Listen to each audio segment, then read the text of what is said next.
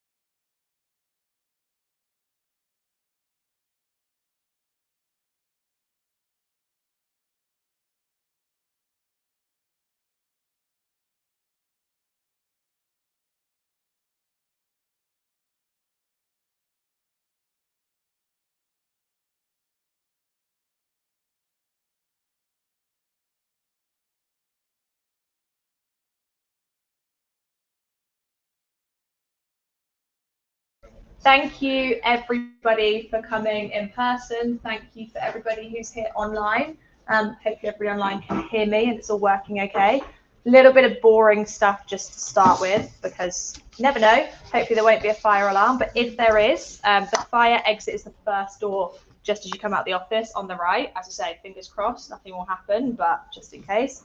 If you haven't seen toilets, just follow this corridor down, they're on the right. There is a little bit of coffee and things here, but if you're a tea drinker, water, anything, the kitchen at the bottom, you can just go and help yourself to whatever you want. Big thanks to Paul, Ecommerce Camp, obviously for kind of joining Super today and hosting this, and thanks to the other speakers that have made the effort to pop in and come and see us as well. So we've got kind of a semi-jam-packed agenda. So I'm going to start by just introducing SuperPayments, having a chat about payments trends that we've seen as we've done research into our product and what we're thinking is working really well for merchants specifically rather than kind of customers. We're building more of a merchant-orientated payment system. That also works for your customers, but that's our biggest aim. We've got Paul coming and having a chat with us about mastering SEO after me. Then we got some bits and bobs arriving for lunch about 12:15-ish. So we'll have some lunch in here, a few drinks, well, soft drinks and coffee. And then, hang on, it's coming. And then we've got G and Adam afterwards doing a few chats with us. And then if you do want to stay for a non-soft drink, we've got a roof terrace upstairs. So we've got a few beers, bit of wine. There are soft drinks too. So we can pop and have a drink after that. No pressure to stay. But if you want to, then you absolutely can. So I thought I'd start initially by just kind of introducing Super, or I guess explaining who Super are. A few of you may have heard of us, but as I said, we're a relatively new player in the payment space. And I guess we were kind of started for these two kind of cheesy image reasons, in that our founder was looking at payments and looking at the size of the industry, how many payment options there are out there, all the innovation that's happening, different methods that are popping up. And the more he kind of looked into it, the more he kept stumbling across these two issues. A, payments are ridiculously confusing, particularly the cost of payments, particularly as new methods are being added each day, there's new features being added by payment providers.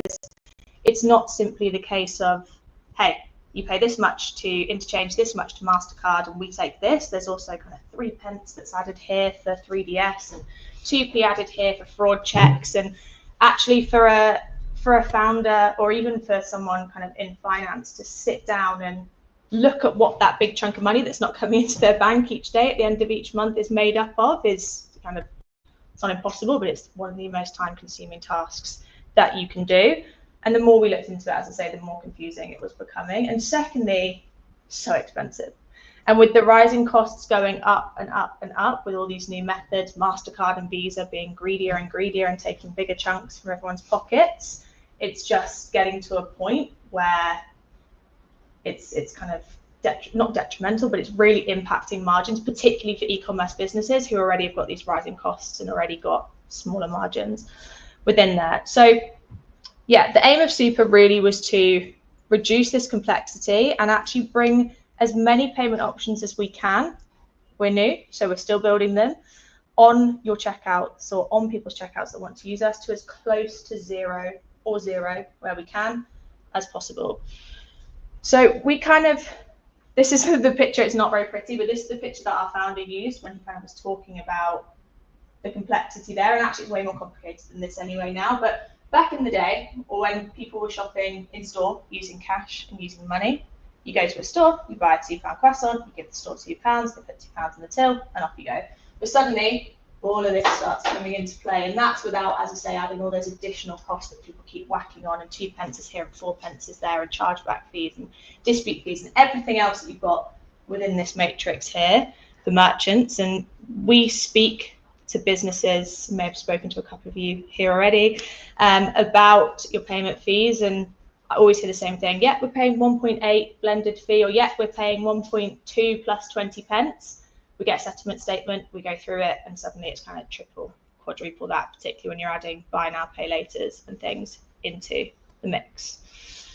So the other problem we've got, as I say, is with these new methods, customers are getting, I don't want to say lazier, maybe lazier sometimes because they want to check out super quickly and they want to pay, and they're also getting pickier and pickier. Suddenly I want to pay in 30, then I want to pay in 6, then I want to pay in 12, then I want to pay however I want to pay, and if it's not there, merchants are like, are we going to batter our conversion? Are they not going to pay with us? Are they going to go?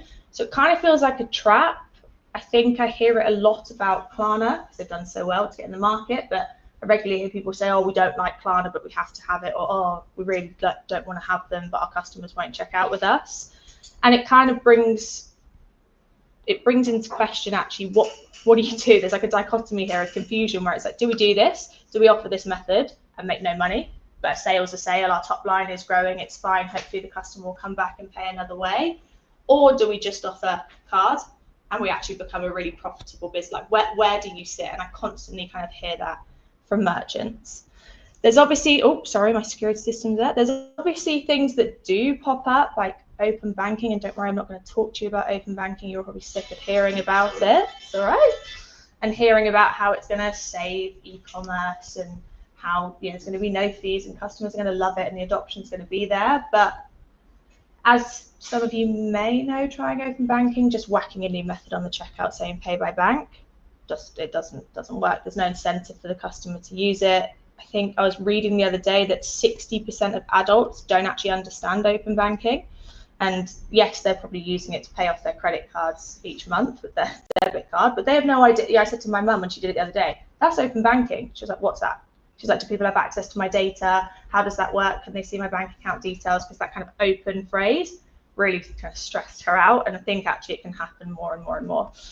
So that's when our founder or people at Super had this idea of like, actually, there has to be a way to make this massive industry that's been operating in the same way for years and years and years cheaper, and not like marginally cheaper, or we can knock 0.1% off, or if your volumes go up by another 10 million, we'll give you another 0.2 off, but radically cheaper, and trying to bring as many options as possible down to zero. So that's a little bit of context on kind of why we were started and who we are, because I say, don't know if many people have heard of you. If you have, you've heard, oh, they don't charge processing fees, and you're like, well, that can't possibly be true. So the two things I want to talk about is more things that we have found out whilst we've been building our product, and potentially some tips that you can take away and apply to your business, your checkout, when you're looking at what payment options you're looking to have, ordering your payment options. And actually the second part is more around loyalty. I think for years the checkout has been seen as quick, they're in the basket, they're putting their details in, let's get them off this page as quickly as possible, let's get that payment done, because otherwise they might leave. But there's loads of opportunity at that point when the customer is excited to buy, the customer's got the product in the bag, they've gone through that whole journey of going through your product pages and searching and picking, and that's kind of a peak point and a peak buyer point where you can actually bring more value into the customer to either upsell them on that payment or tee them up really nicely to come back and buy again. Because obviously, I know for me, I'm so excited for that new blush to arrive. Maybe I want to get one for my mum, and actually is there a way that we can get me to do that much faster than some of the methods that are out there at the moment. Cool, buy now, pay later. The UK is actually the third fastest growing market for buy now, pay later payments, kind of behind Australia, which is number one. They love it over there. The growth of it is kind of only set to explode over the next 3 years. I mean, you can see projected right now, it's going to absolutely kaboom. And with the cost that it's costing businesses to process buy now, pay later, that means costs are only going to go kaboom, as it is at the moment. What I find, or what we found really interesting speaking to merchants about buy now, pay later, I was speaking to someone the other day who sells furniture, kind of desks and office furniture, and he felt that he had to have Klarna because a few of his desks are in the sort of £3,000 to £4,000 mark. He was like, actually bringing this method on, if I can sell 10 more of these big ticket desks, it makes it really worth it for me. And that was his rationale behind paying 5.5% to Klarna. But when we dived in and did some analysis and looked at what he was paying, the AOV around the payment methods that were being used, the average amount paid through Klarna and ClearPay was £65. So it's sort of, and I'm not bashing buy now, pay later. I'm not saying it's a tool that you shouldn't have. You definitely should. But I think from speaking to a lot of merchants around why they put it on the checkout and then what people are actually using it for, the connection isn't quite there. And I think that's because we've spoken to a lot of users whilst we're building our own product, a lot of actual end customers, and it's just a mindset thing. People don't want to use, particularly younger generations, conventional credit. They're kind of a sort of anti-credit cards, anti-kind of credit checks, and I think there's a slight disconnect with them, that a lot of credit checks are coming in for buy now, pay later, but it really is just, oh, I don't want to pay today, I'll pay in 30, I've got money in the bank, it's fine. We're actually working with a sweet store whose AOV, Tom, is what, like £12 or something like that, and they've got a 45% share of checkout through buy now, pay later, because people just click on it, they just want to pay that way. So it really, I think, is more a mindset thing, and I'm definitely not saying you shouldn't have it, but it brings into question, is it worth it for me on these lower value items, paying 4%, 5%, 6%? Obviously, Klarna and ClearPay have done a fantastic job of being mainstream. Klarna's marketing is phenomenal. Their partnership with ASOS was phenomenal. They've really done well at getting to the top of their game, but they're the ones that are charging huge, huge fees. And when we did a lot of research around what we're building, how do we make it better for customers, how do we potentially pull them away from other methods, we actually found out that only 35%, I think we've surveyed like 4,000 or 5,000 customers, look for a specific brand of buy now, pay later. So look for Klarna, are tied to that specific brand.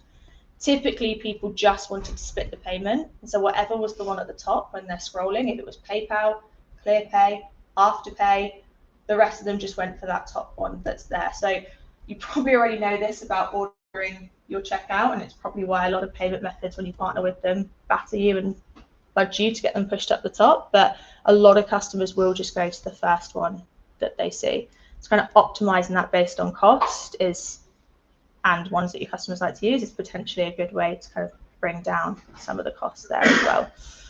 So got a couple of screenshots. Now I'm going to run you through what we've done with our super credit option. I think the key thing, firstly, and I will come on to how we do it, is we don't charge fees for our buy now, pay later option. So if I'm coming to your store and I'm paying £100 of buy now, pay later, you're settled that full £100. There's no cost associated to businesses to use our buy now, pay later product. But got to make it attractive to customers, right? So it's good for merchants because it's 0%, which is better for your margins. but we need customers to want to pay this way, or you need, actually more importantly, you need customers to want to pay this way, because they're just going to Klarna. Doesn't work. So, and again, I think this is something when you're looking at other buy now, pay later products to have a think about, because whilst, yes, they're amazing, there is actually a fair amount of drop off because there's not enough information for the customer ahead of payment. I had it the other day. I was shopping on Klarna, don't tell my boss, and I wanted to pay in 3. And I had in my mindset that I wanted to pay in 3 because that was just what I wanted to do that day. There was no real rationale behind it. I clicked on Klarna, I went to pay, I got through the process, and they only offered me pay in 30. I don't know what happened there. And immediately I was like, well, I wanted to pay in 3. So immediately my buying mindset was gone. Not because I was angry at the merchant, not for any reason, because I didn't want to wait a full 30 days to pay for this product. I wanted to pay in 3. So what Super's done is, and I'm just going to try and swap my screen and hopefully it works online, Zach. Here we go. What Super's done is we've created, if it's going to let me scroll, thank you, a sliding scale for customers. So we've done a mix of 2 products. We've done buy now, pay later, and we've done embedded credit. Because embedded credit, quite frankly, is in the stone age at the moment when people want to pay in 12 months, 20 months, 24 months. The application process is long, doesn't really work. We've given the customer the ability to look and see their payment options ahead of payment, what they're going to pay, and ahead of actually them choosing what method they're paying with. So I've not decided at this point I want to pay with buy now, pay later, like I have when I click and open Klarna, and then I don't get what I want. I can move around and pay in different ways across here before hitting place order, before my mindset has changed, and before I move away from the checkout. So that's just a little bit around super credits, a few anecdotes of things we've found out when we've been talking to merchants. Think, as I said, it's really complicated to see how much is going through buy now, pay later on your checkouts, but have a look at what you're paying, have a look at the AOVs that are coming through there and see actually is what's happening with buy now, pay later. I think also test things, move the slightly cheaper options slightly higher up, don't get rid of your expensive ones. See, do customers naturally gravitate towards that one slightly more than Klarna and ClearPay? Is there opportunity there for you to move the checkout around and play with different options, even if it's not looking at Super? Any questions or any kind of thoughts on the buy now, pay later side, or anything about that I've said about Super? Yeah, already. Hi. Hey, so I couldn't really see, so I took a picture. Yeah. So basically, on the picture that I did, it went up to 12 months, and there's an interest. Yeah. So how does it work in terms of, obviously with Klarna, the customer pays no interest. Yeah. I presume that there's that also works. What are the stages? Yeah, so the customer, so with Super, they pay nothing on the first day as a standard application. Let me check that's going through the right one. There we go. So they pay nothing. If they pay it off in 3, there's no interest applied. If they pay it in 6, there's no interest applied. But any longer than that, the customer, these demos, customer will be paying interest. And we want to make that super clear at the point of the 12, 24 months. Klarna actually does offer an interest-bearing 12-month payment, but they don't really put it on many checkouts out in market because I think it's going to confuse customers, right? They're like, Klarna's free and suddenly it's not. So there is a way that you can do that. We wanted to kind of combine buy now, pay later, but also credit, because there are businesses out there who are selling really expensive holidays or really expensive bits of furniture that are using things like V2 credit, and the customer goes and clicks and then they get an email with a form and they fill out the form and then they come back and they get approved for X and Y. So we wanted to kind of build that into the flow for both. 6 months, 0% is great. Like, you don't have to defend yourself. That's great. No, not a defense thing, more just a rationale behind why we've added in those longer payment methods. Yeah. So it's actually, again, you've not got a stack for buy now, pay later, tech stack, and another one for finance if you are a company that wants to be offering those longer payment terms. Cool. Any other questions? Is this only for the e-commerce or may work also for face-to-face? At the moment, this is just e-commerce. So yeah, Klarna is better than us in that they can do that in store. So yeah, for now, just online. Is this poised more for higher AOV products? I'd say you're looking at these, yes, the 12 to 24 month areas. I'd say yes, it probably is for the higher AOV products, but As I mentioned earlier, we've got a sweet store that are using this, and their AOV is very low, and we've got a lot of customers still splitting that into 3. So I think, as I was sort of saying earlier, I think that buy now, pay later was brought to market as this. You can get much bigger ticket items sold, and it does work for that. But I think more and more it's becoming something that customers just want to pay in 3. It's what they like. They don't like having all this money come out their bank and then returns and things like that. So it could work for both, but I'd say these options at the top here, you've got a lower AOV. I can't imagine many customers would be looking to pay interest on a £60 item. And sorry, if I didn't get the point where you said there's also cash back for the customers. Yeah. So I am going to come on to the loyalty bit in a moment, just to explain how that works. Yeah. But it's more around incentivizing customers to use cheaper payment methods for businesses. It's an optional tool, but I can come on to that in a moment. Yeah. Is it just for Shopify, or are you across all platforms? Across. So we've got Ecommerce. Tom, correct me if I'm wrong. Magento, WooCommerce, Shopify, and we do have an API integration as well if you wanted to go on to custom. I'm not going to go into it today. Super do offer card, Apple Pay, Open Banking, and Google Pay, but it's not. You don't have to come to us and take the all-encompassed product. You could come to us and say, look, we just really want the cheaper buy now, pay later, and it won't kind of look like this. You'll just have this section on your checkout powered by Super, and you can keep any other options that you currently have or card providers that you currently have. Just one other question. Yeah. I've never used Klarna personally myself to buy anything. So just in this term point for the customer, like, are there any like friction points or main differences if I paid in 3 with Klarna or if I pay with 3 with Super? Like how is the difference in how it works? Absolutely. So if you've already paid with Klarna, you've already got a Klarna account. So they have a slight advantage over us there in that they know who I am. I've got the app on my phone. I've got my payment details saved within there. We have modeled ours to be as in line with their UI because it's the quickest as possible. I think actually if I go back to here. Oh. Cool. So if you've never paid with Super Credit before, you will need to fill out kind of a small application form here because we've got to know who you are, run a check on you. And then within our app, that's within our app. So you download our SuperPayments app, fill out the form.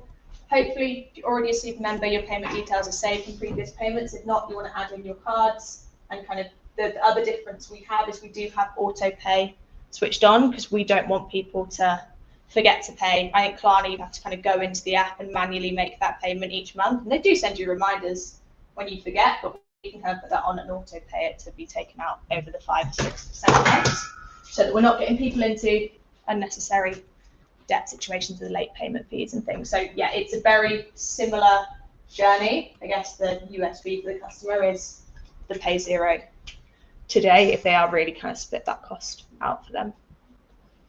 Yeah. This might be a bit too like techy and not for now, but we've just like rolled out a lot of kind of after sale order editing stuff on the site. So we're really trying, even when they've checked out, we're trying to say, okay, now you've checked out, you can get 20% off this product if you add it now.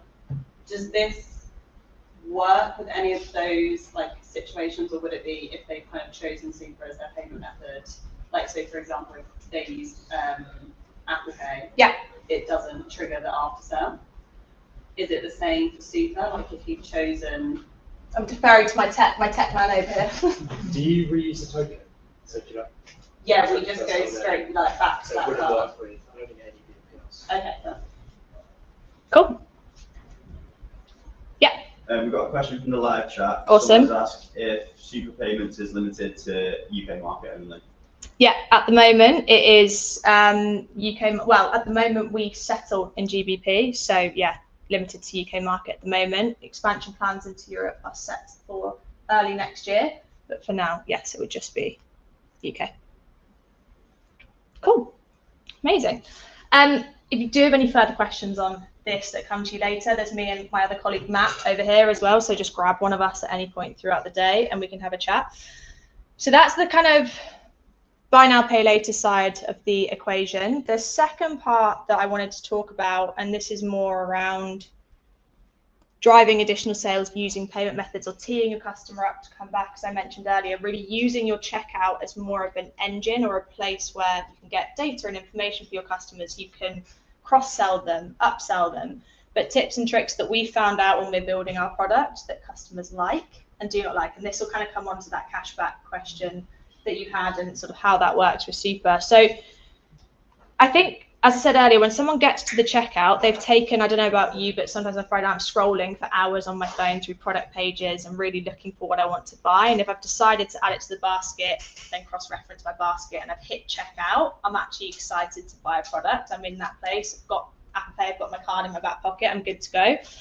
And I think, as I said earlier, it's a really good time to lay some groundwork for the next purchase with your customer. You've probably all heard a lot about the need for one-click checkouts and repeat purchases. So making sure the customer can save their card details is huge. I don't personally carry a purse around with me, so if Apple Pay isn't there or isn't working, they need to have those payment details saved so they can come back and check out as quickly as possible. I think that making that, you don't have big pink letters or bright letters on your checkout, but making it clear to the customer that they can check out quicker next time, not a small tick box underneath the button, is really, really important. And there's so many of our competitors in the market that are releasing this product and pushing merchants to have it. So that's one thing, is getting them back through the checkout easily, not necessarily quickly, but easily, because they've got those payment details there saved.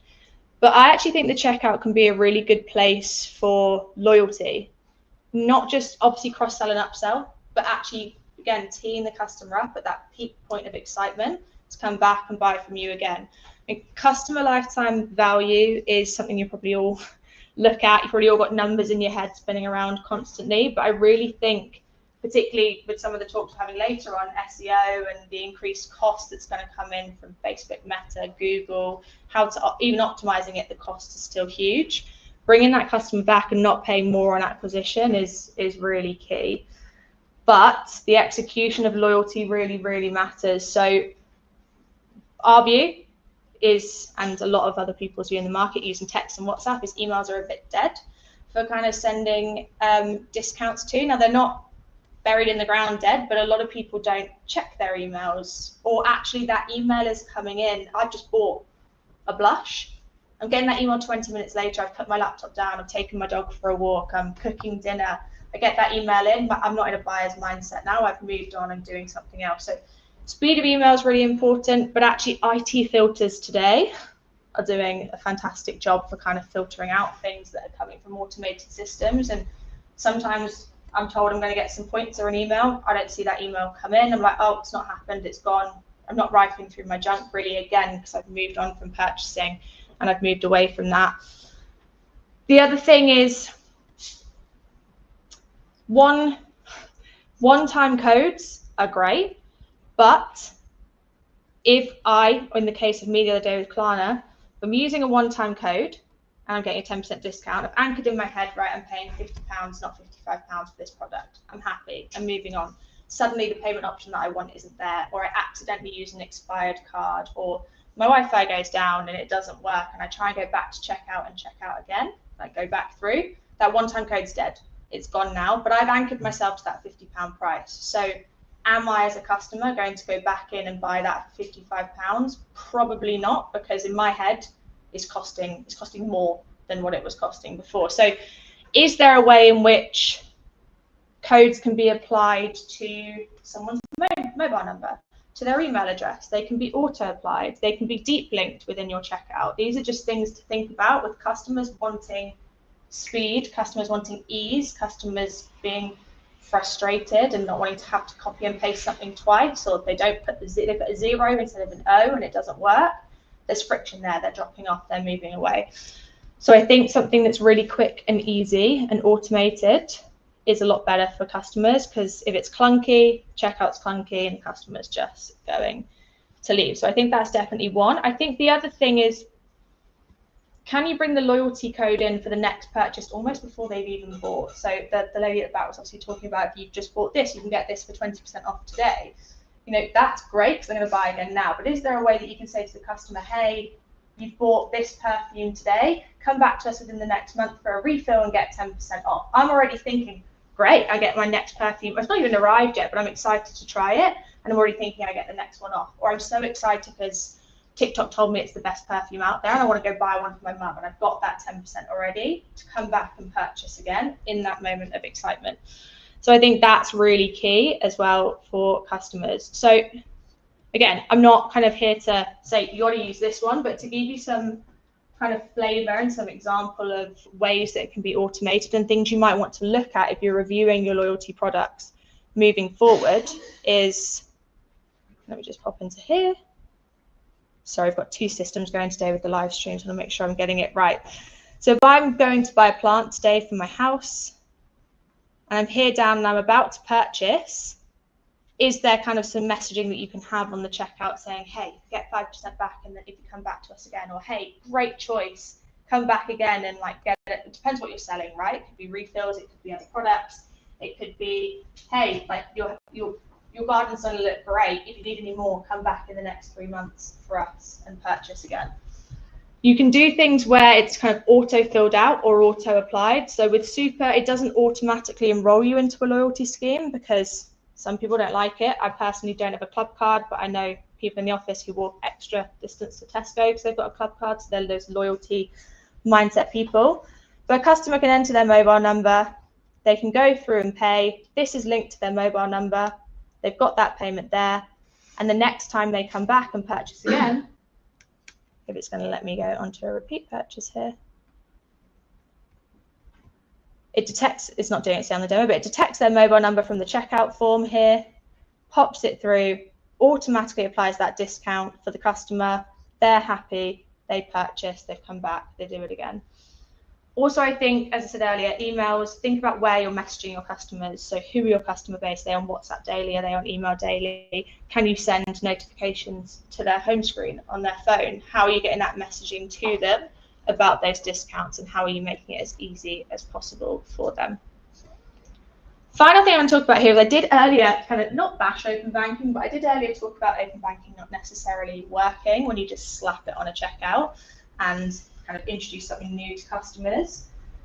But one thing that I think is kind of worthwhile considering is, with the use of these loyalty tools, are there ways that you can stagger the incentive for the customer or stagger the discount for the customer to push them towards a cheaper payment method? Because I think, you know, previously it hasn't worked, and the main reason is there's no incentive for the customer to do it.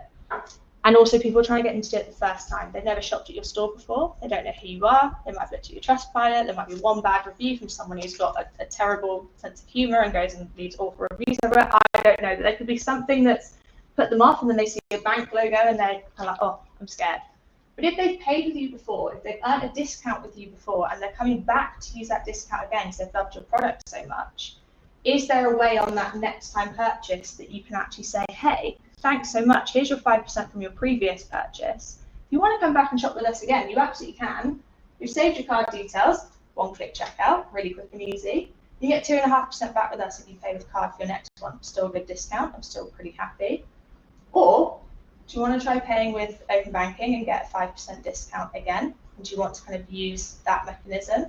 Now, I'm not saying you have to use Super to do this, but it's a thought process around A, ordering your checkout for the things that are the best for you, but actually B, can you not force your customers to pay another way, but can you nudge them? Can you give them a reason? Klarna gives them split payments, Apple Pay gives them ease. Can you give them something to push them to a checkout that works better for you? So we've done this here, and actually to date across our network, we've got 32% of customers, which is pretty high for open banking, actually coming and paying with this method here. I've recently started working with a guy who sells plants and bulbs, and he told me, no, none of my customers will ever pay via bank. I've got a very scared demographic. I've got a very elderly demographic. They don't use open banking. They don't have banking on their phone. It was like, no, no, no, no, no. And I said, okay, that's fine. They don't have to. Save their visa details. No problem. We won't do the tiered rewards for you. That's fine. They can just save their details here and pay with card. All good. Even without this incentive here, because he isn't using our incentive scheme, it is optional. You may have one that works excellently already. Even without this, 3% of his customers in the last 3 months, which I know is a lot smaller, but still, are paying on open banking with no incentive to do so, simply because they're like, oh, I've paid with them before, oh, there's my Visa, oh, yeah, I can pay with my bank, that's easy, that's quick, and they're choosing to click and pay on that option. Any questions for me or kind of thoughts on the sort of loyalty side, what we've done, what we found? Yeah? Oh, yeah, so just going back to that 2.5% cashback. Yeah. So of course, I'm assuming that the merchant sets that 2.5%. So 1 month it could be 2.5%. Next month it could be 15% of the one. Or 1%, etc. Just while you're talking really quickly, it's not. It gets a bit confusing because our wording. It's not actually cashback. It's a discount off your next purchase with the store where you earned it. But we do it as a cash value. So if I bought like a T-shirt from Matt and I earned 2%, let's say I earned £2, I can only go back and spend that with Matt in the time that Matt said. So it's the word cash reward is slightly confusing, but just carry on with the question. Just no, you pretty much just answered it. Okay, cool. That was a yes. So I've just answered my next question. That was all. Thank you. No stress. And as I say, I think again that what Super really wants to do is, because we're charging nothing for this, we're charging nothing for open banking. You can use for buy now pay later. Sorry, you can use rewards there. Is actually having this really cool like 7.45 monetary value on an option that costs you guys nothing. Again, is not to say that Super is the one to use, but again, is nudging your customers to pay with something that's better for your margins, rather than them using a 10% coupon code and you paying 4.5% to PayPal, etc., and it kind of then rolling over and over. So it doesn't have to be Super, but it could be looking at your cheaper methods and tiering loyalty or pushing customers towards those as well. So yeah, that's me. That's kind of a little bit around Super, the vision for Super, and just a couple of things to think about when you're thinking about actual payments, loyalty, and how to sort of train your customers into using what you think is best for your business. Cool. Awesome. We've got a little bit of time for the next talk, I think. Yeah, like 10 minutes. If you want to go for a wee, grab some water, anything like that, then we can regroup after. Amazing.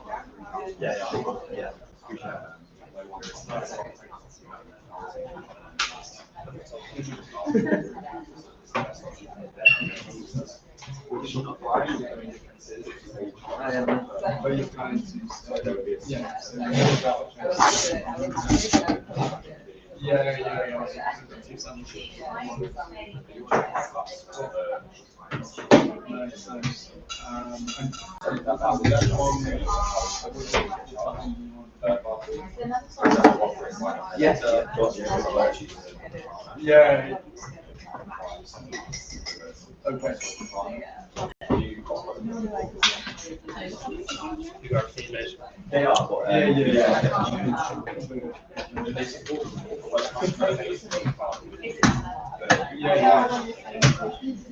no. What's your email? I'll send it again.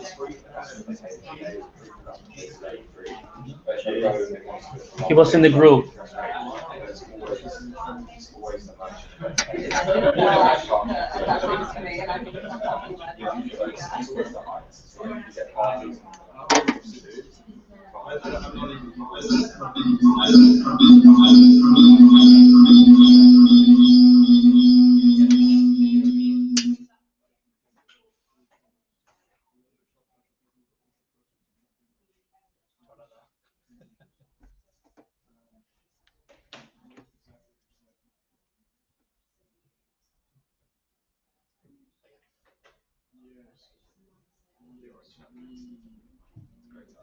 Try to find me.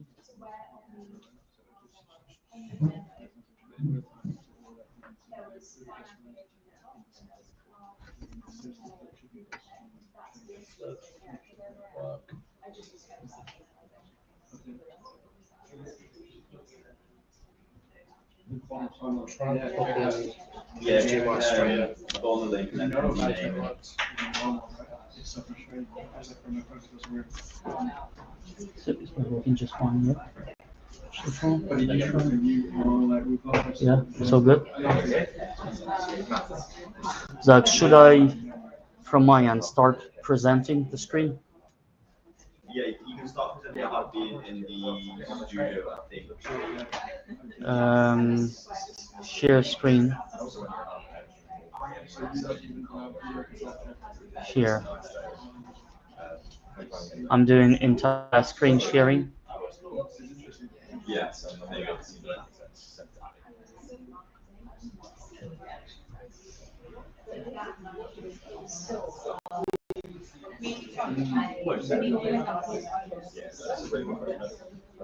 yeah, yeah. That's exactly why. So the business model is different. So I used to work with and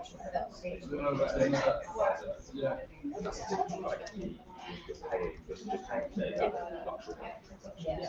Whereas we're not a transaction based business, we're a network business, so we benefit from transactions. So the best way to describe it is look at the other biggest they primarily then have a function because that's what makes them grow. That's what makes them see their plans.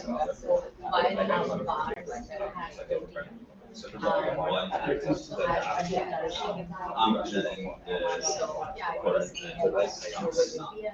offer their service. So rather than as a merchant, we're taking it directly from the merchant, then we're going to pass that through to the customer or just absorb it and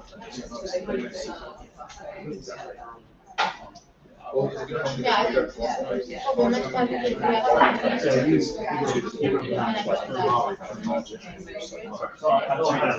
exactly. So they're basically paying us to acquire customers as well. So the difference would be the person would be a merchant, and then therefore their customers, which they're taking from you. Yeah, you just when you go off somebody's data on that. But even those, So my company is no worries.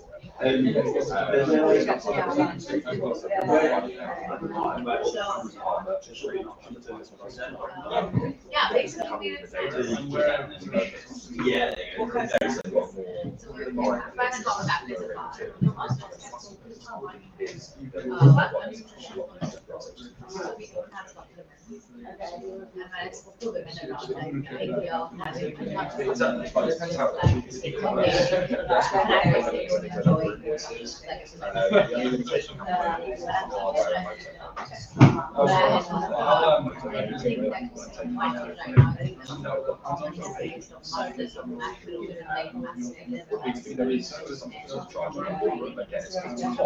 always significantly less so what we make is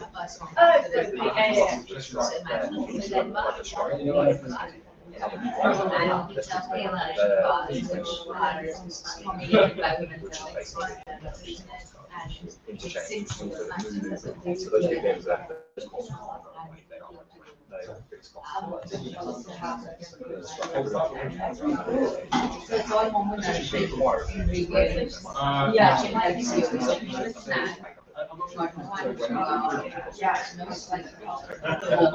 all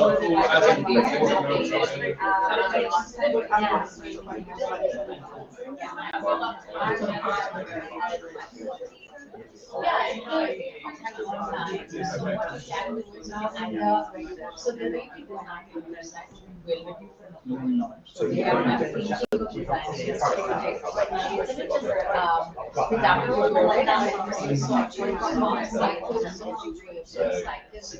and then in that case, if you want like blocking for this one half, that is my feedback. That is actually a half.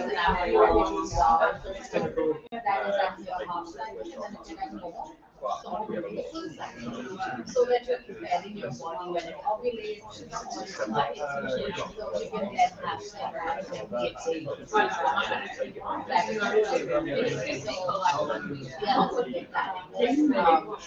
yeah, which is going to be a bar. I want to remember,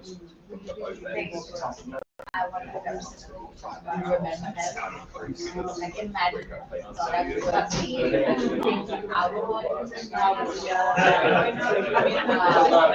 we have like like something not just palm oil, mostly oil, not just oil, so drugs and like that collaboration.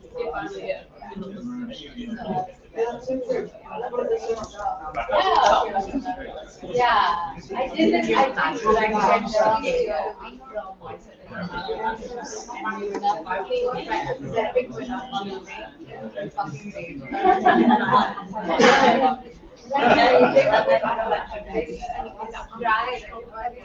Like, I think we're just going to be endless thing. And you know, it's funny, like, when you're about it, they'll get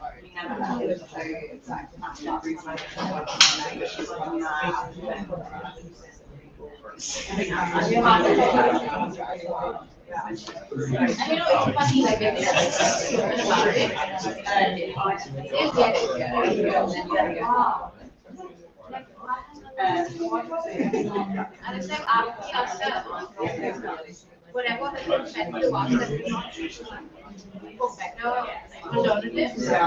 We try to find better alternatives, maybe not all of this. But you have to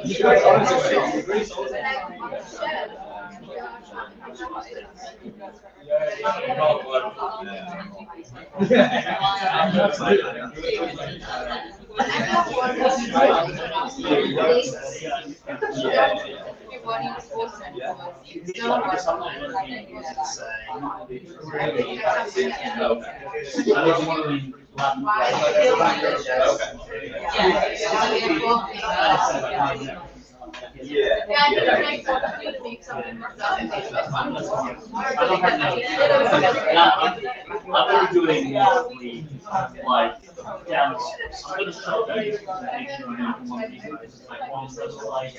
but we're not gonna go presentation like it's a real time now.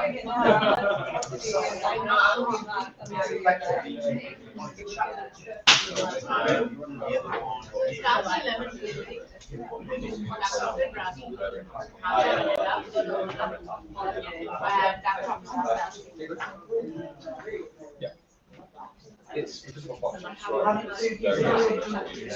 There's always a chargeback cost. First thing is to have the source. So you have a place where you can actually the good thing is a lot of people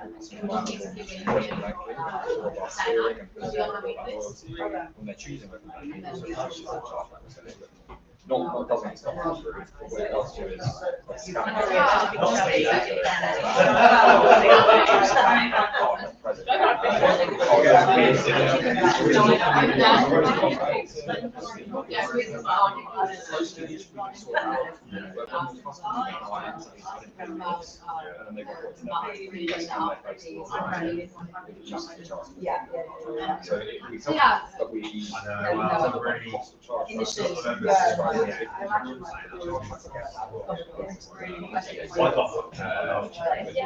I would say I'm so impatient because it's just like I put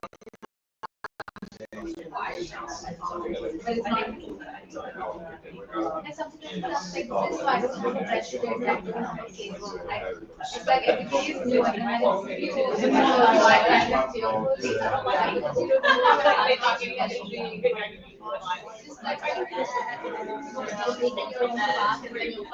Zach, is it better now? and then that's why So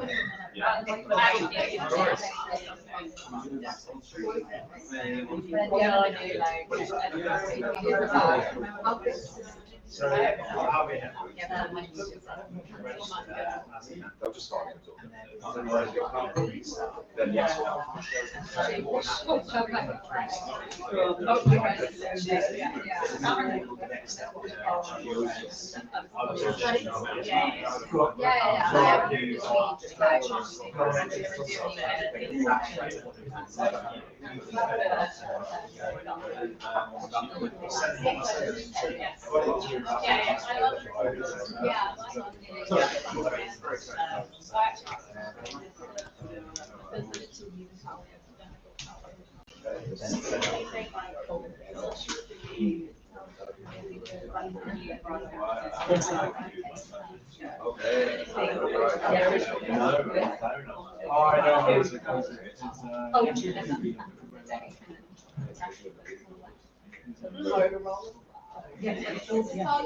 It's so good.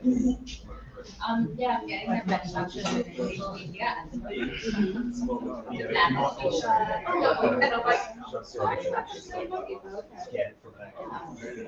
You guys go to Yeah, we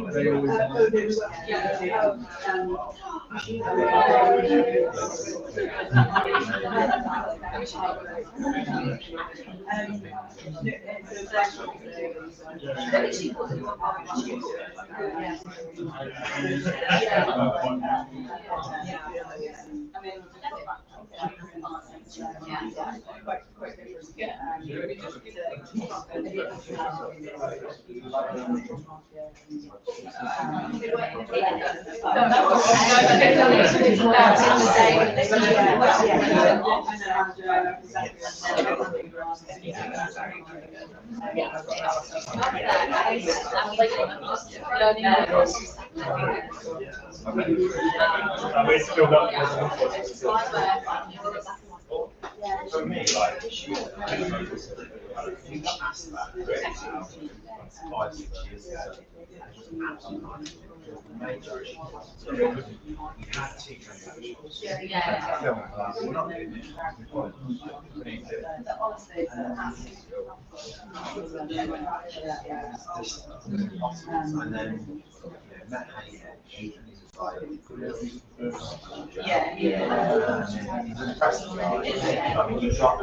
you've also got clever, I think.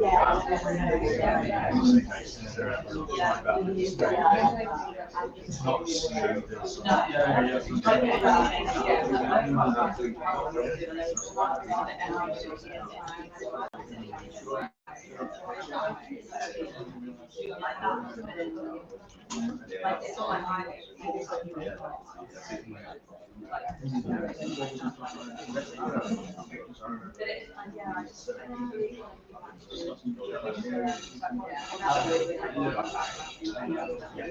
I actually had to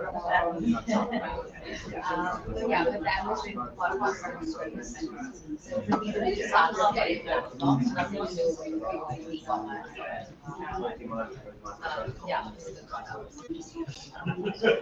yeah, so that was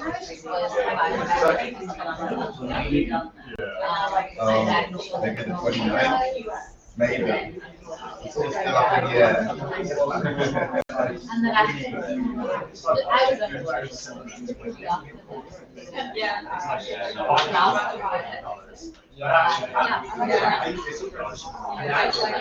It went down to like 16 days.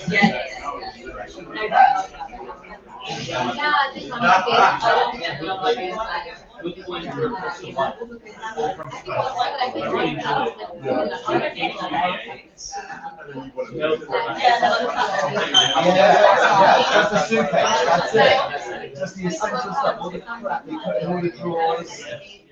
Chuck it all away. I had this thing. I mean, it's still fine.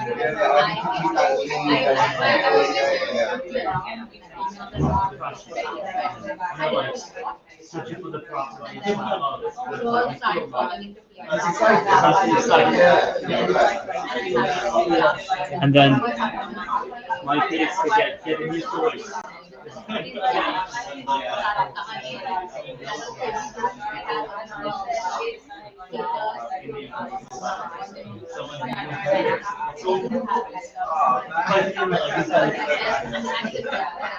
Protect them.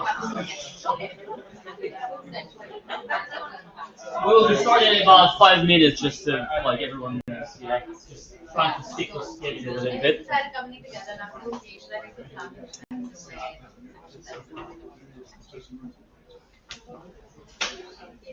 Do sign up on the wait list. There is a posted document. Just punch your email address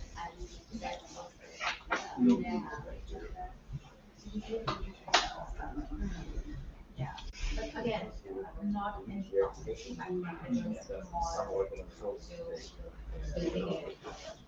What about the camera? Can this camera looks fine, or do you want me to like this? Yeah. More? Yeah. Okay. Cool. All right, should be good.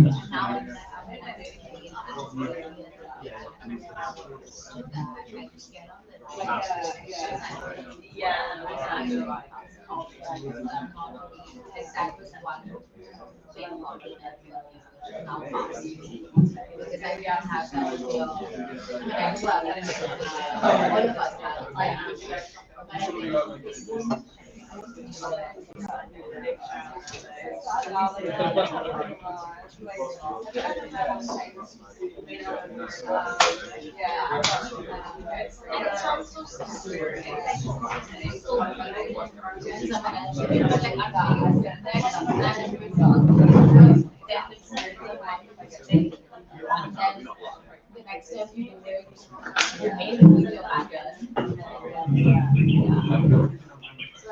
But it takes some more self-work. Yeah. Do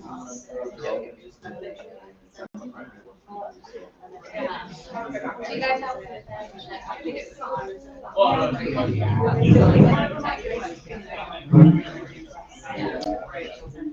Before I go with the live stream, just a couple of comments about the SuperPayments. If everyone want to know my expertise with them. So we're an agency. Eventually, a lot of my clients, e-commerce businesses, right? So the reason, there's tons of times when even I was on the stage and client texted me, "Hey, we have a problem with the Stripe account." So my quick feedback about the SuperPayments, even if you kind of have already the payment gateway provider, having the backup plan and have two payment gateway providers in parallel sometimes can save you the day. I can tell you this just for sure. If you're running Shopify sites, I think it's at least 1.5% transaction fee. If you install it, SuperPayments with 0%, reduce, it gives you 0.9% extra cash that you can spend with any other marketing activities, etc. So this is just my honest feedback. I mean, about that, and that's why we trying to bring useful companies into our e-commerce scam community, so we all benefit from that. Do anyone in the room use SuperPayments as a payment gateway provider? Not yet. Okay. All right then. Okay. Good stuff. Good stuff. But again, transparently, you see this e-commerce scam UK. If you go to ecommercescam.co.uk/chat, you will join the WhatsApp group of people like you, and they all talk here. You can ask the question. I do have quite a bit of clients who are using SuperPayments. Unfortunately, SuperPayments not paying us back because they don't charge you. But at least, I think for me as a agency owner, anything which is good for my clients, good for me on the long term. Okay, so that's kind of honest feedback from someone who's from Ukraine, and we're very direct. Okay. I'm swearing sometimes, but I'm trying not to. It's kind of, yeah. I think we can get started. Yeah, we're all good. So my name is Paul Razanov. It's a very a Russian last name, but I'm proud to be Ukrainian. I'm a database engineer myself, and I'm a CEO of the Niche Cloud agency. We support clients on e-commerce business like Magento, WooCommerce, Shopify on month-by-month basis with any improvements and stuff like that. But eventually my passion is running community of e-commerce Camp UK. Some of you know me about that. And we do events twice a year in UK, and we organize a bunch of the workshops that obviously you will be invited. The next event will be in Manchester on September 26th. So after this event, we're going to send you email and there will be invite as well. You can also join online because it's a huge trip for you guys from London, but join online 100%. As well as I mentioned, and I know there's a new people who came in, all the topics that we discussed today will be on our website, presentations, the video stuff as well, so you can rewatch it, etc. Okay, so this is kind of about me. I follow SEO industry for a while, I think from 2005, and I speak in Miami, Las Vegas, San Francisco, London about this. Was quite a bit in SEO, but because we're a dev agency, we also communicate with other SEO agencies, so I'm getting insight from other people. So I will try to aggregate all my knowledge as of right now in one page. I have probably about 47 slides. If I will spend 1 minute with each slide, that's all gone. I mean, so I think instead of going through the slide modes, I probably want to think how I can deliver the knowledge that I have in the most efficient way, because when I looked into the registrations, and we have, registrations for online from United States, Australia, Africa, like different countries, that's all people who registered for online. So I have to be kind with everyone, and like you all on every of you in a different stage, someone in the new, someone already established businesses based on the domain and traffic, right? So I want to kind of combine this in a way so you can get something. So we will be playing less with slides, but we'll be playing more with a little bit of my notes and with my real-time things. So, any questions? I have it structured by the phases. So any questions after each phase, maybe I'm gonna stop for a second, and you can ask a couple of 2-3 questions, but I still want to try to be in the timeline, obviously. So in terms of SEO, right? So what I'm thinking in general about the SEO, the SEO is different businesses like lead generation, legal. So there's tons of SEO companies who's focusing on SaaS SEO, etc. So SEO in e-commerce, it's its own thing, I would say, right? So it's basically everything that I'm gonna say right now cannot be applied with like a random business. It's purely about the e-commerce. So if someone here about like lead gen, you probably will have to have a different tactics. So, but in terms of e-commerce, if you go, I think everything changed dramatically, and also I guess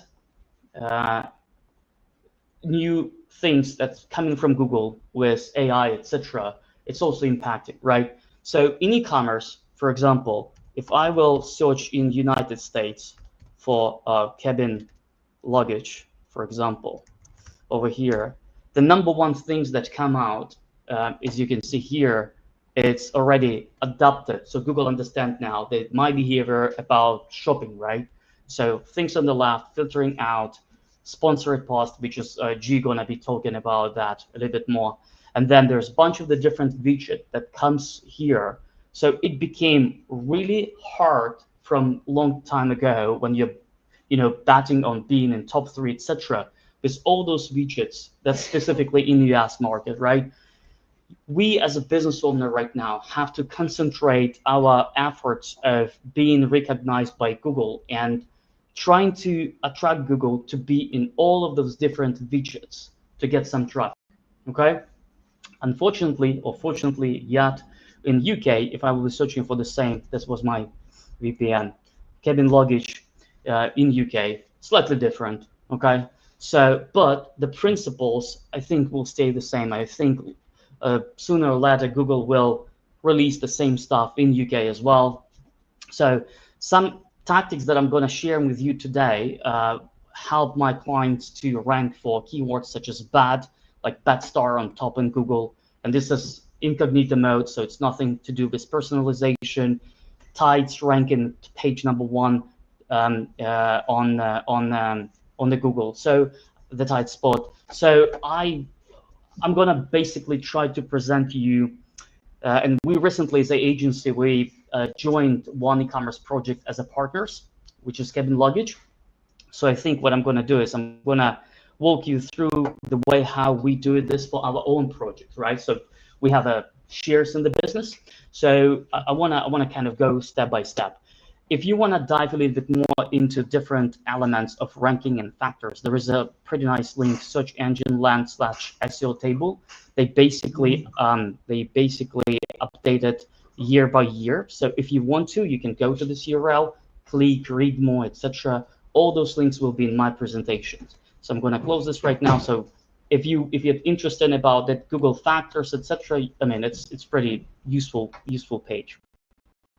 So the first one, even with AI, and it does not matter if it's a ChatGPT or any other Perplexity or any other AI or Google or Bing or remember, like long time ago there was AOL browser, etc. There was its own search, AOL search. I mean, fundamentally, the different players come into the market, same as ChatGPT, but the fundamental things when the people searching, it would not change, right?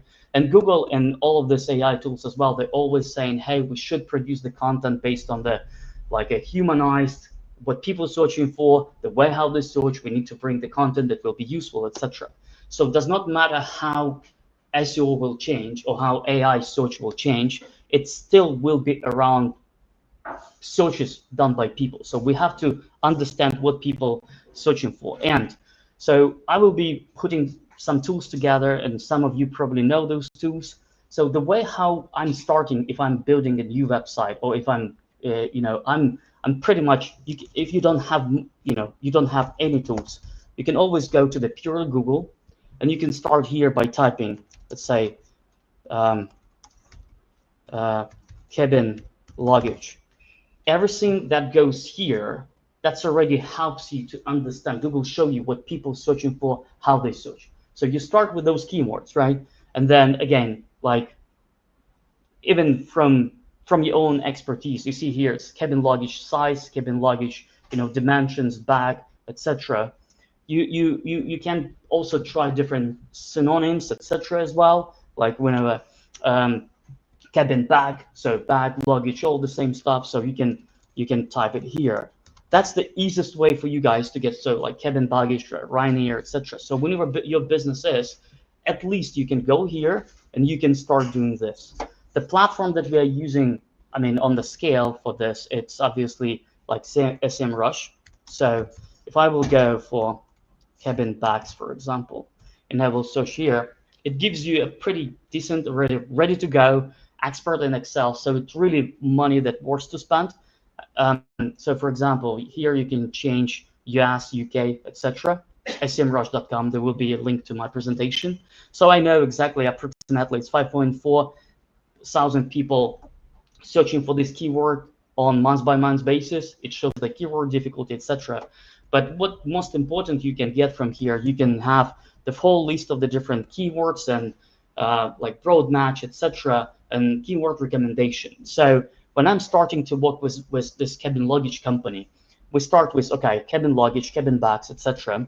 So we put together, exported all this list of the keywords, right, and start thinking, okay, how we can put those keywords into our sitemap eventually. Okay, so all right, so I can see people searching like Ryanair, EasyJet. So okay, fine, they search by airline. All right, that's pretty easy. Then I can see people searching for the sizes, cabin bag and specific size. Okay, cool. Then we started to look some styles, etc. Some people searching for based on the weight, etc. So we put this all together and we start structuring this into our kind of keyword planning tool.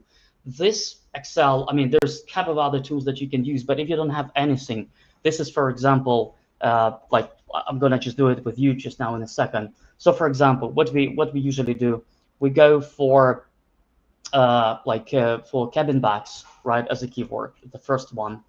I'm gonna put this, I'm usually putting this into this keyword research main. So I understand, okay, we need to rank page. So main keyword 5,400. Oh, I have to do it this way.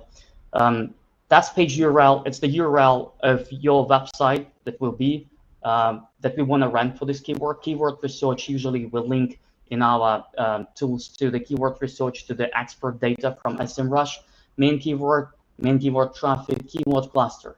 What the keyword cluster is. So, for example, when you're analyzing your keywords here, you can see that how many searches happen for this specific keyword on month-by-month basis. So if, for example, cabin back or cabin backs, right, it's a different thing. So what I'm going to do, I'm going to add this cabin back into the same cluster. Now, if we'll be talking about like cabin luggage, etc., right, it could be, it's a synonym, right? So if I'm going to go for cabin here, cabin luggage, really quick. So for example, for the cabin luggage, if we just go here, we'll see extra 6.6 thousand searches, right? So I'm not going to be, as of right now, when we're launching this website, I'm not going to be creating like cabin bags collection or cabin lugging collection. When I start looking into, and I think what you can do is you can always go and see the competitors. So for example, if I want to start selling cabin bags, I can only go here and I can see who's already ranking, and I'm going to try, for example, to understand how the website structured so they already ranked, right? So as far as when I did this research, I said to myself, all right, we don't have to create a different category pages or different collection pages. We'll be just using, because like Google understands now, so cabin bag and cabin luggage will be the same stuff. So potential, and then I'm putting together here like the amount of the traffic, the combined amount of traffic. So for example, 6.6 over here, and then cabin bag, I think it was 6.6. Why we're putting this way? And then, for example, the next one, let's say Ryan here, right? So when you are here, for example, so this one definitely will require a separate page. Why? Because obviously the fitting things for the cabin luggage, it's a little bit different product that fits this airline. So we definitely want to have a separate page for that. I think in terms of like filling out this document, again, you just have to start putting together things here. Now, I think, and then this will help you in the future to analyze the performance of your website in combination of the specific page and then, for example, for the cabin Ryanair cabin bag, so could be Ryanair cabin bag. Let me just put it here. Ryanair cabin bag. So you basically combine the clusters into the one string. I'll try to explain you a little bit more later. So this one, for example, 27,000 searches, right? And there's different combinations. You see this one, Ryanair cabin bag, and then there is one Ryan back cabin. The different amount of searches happen. That's all I consider the cluster of the keywords that the same page supposed to rank for. Okay, so for this one, for example, I'm going to do this way, and then I'm going to do this one. Okay, which 27 and 12 altogether, 39,000 of people searching monthly for that. So when we do this for our clients, obviously 39,000. The final report might look like this, just to make it more clear. So page URL, so we know which page we plan ahead of time for the specific keyword cluster. Keyword research, it's basically the expert from SEMrush of all the specific things that like how many searches, etc. So we're pretty transparent with this. Then what will be the main keyword that we optimized for that specific page, and the keyword cluster, and how many potential traffic and clicks we can get. So that's the foundation, okay? The foundation that you guys have to have in place just to understand. And again, it's a long process of building this together. But then at the end, the benefit of this, you will be see the SEO like eventually by looking into the traffic that you can get on the specific page, and then for entire site, as a combination of all of those, you can see how many clicks potentially you can get if you will be ranking high on Google for all of those keywords. Okay, so I think this is kind of the #1 stuff about the keyword research. When it makes sense to split keywords on its own page. So I'm usually seeing this way: if the amount of volume here more than 1,000, then I would again, you have to. I mean, this is very generic. On case by case basis, it might be different, but usually in my vision is, if you have more than 1,000 searches for that specific keyword, it works to have a separate page on the website that will be optimized for this keyword. At the same time, so for example, like if, let's say, cabin bags, like for men or for guys, etc., it's the synonyms. So then basically I'm highly recommend them to put this all on one single page. If at the same time you have to think about the specific keyword. If someone will be searching for this keyword, will it produce a different set of the products? So for example, like with the bags, and a lot of ladies here, like Prada bag or black Prada bag. Maybe the black Prada bag, it's less amount of the searches that's happening on month by month basis, but if it's produced its own collection of the products, which will be different from the Prada bags, then put it separately on the page. So that's I think overall the structure about the keyword research. Is hopefully it's more or less clear how I populate this, and obviously the sample file that I can show you, that I can share with you. So there are a couple of notes with this. It's not always about the keywords and the traffic. Okay. Again, for a quick things, and that's why I'm really sometimes pissed off with the agency. These guys dip and dive. They're selling diving equipment. Okay, so that's good. But when I start looking into the report of the agency, they're basically showing quite a bit of traffic. But then what's happening is this website, for example, right, on the performance in Google ranks for the keywords like, for example, fastest fish in the ocean, right? So brand related, I mean, like some of those keywords has nothing to do with e-commerce, and those type of keywords, for the sake of just creating the traffic to the website, just make no sense nowadays. Okay, so that's why it's a one important message. So and then also, if your inventory does not have enough products, don't even bother to create those separate pages. What I've noticed with Google, if you have 2-3 products on your page, the Google will never index this page. You might still do this page if you're running paid traffic, etc. But from SEO perspective, if page is not in Google index, it will never ever drive you any clicks at all. So if you have, let's say, collection with only 2 products, putting together too much effort for this probably does not really worth it. And that's why I want to say SEO is not for everyone, not for every single project. So now I wanna also show you really quick. Let's imagine you already have a website and you want to understand, okay, how I can see my current performance. If you go to your Google Search Console, eventually, you can always click on. Let me just go for Rewind Vintage. Like Claudia, she told me, okay, show. So basically over here, search performance, and you can clearly see which keywords you're ranking for. You can click here on the pages, right? And you eventually can export this data. So you can download this into the Excel spreadsheet. The problem with the way how Google give it to you for free, it's basically, it's not combining things together. It's like 2 different tabs. So all the keywords, clicks, impressions, etc., and pages, it's all separate one. So, and it's only giving you 1,000 results per file. So you cannot export more than 1,000 from Google, okay?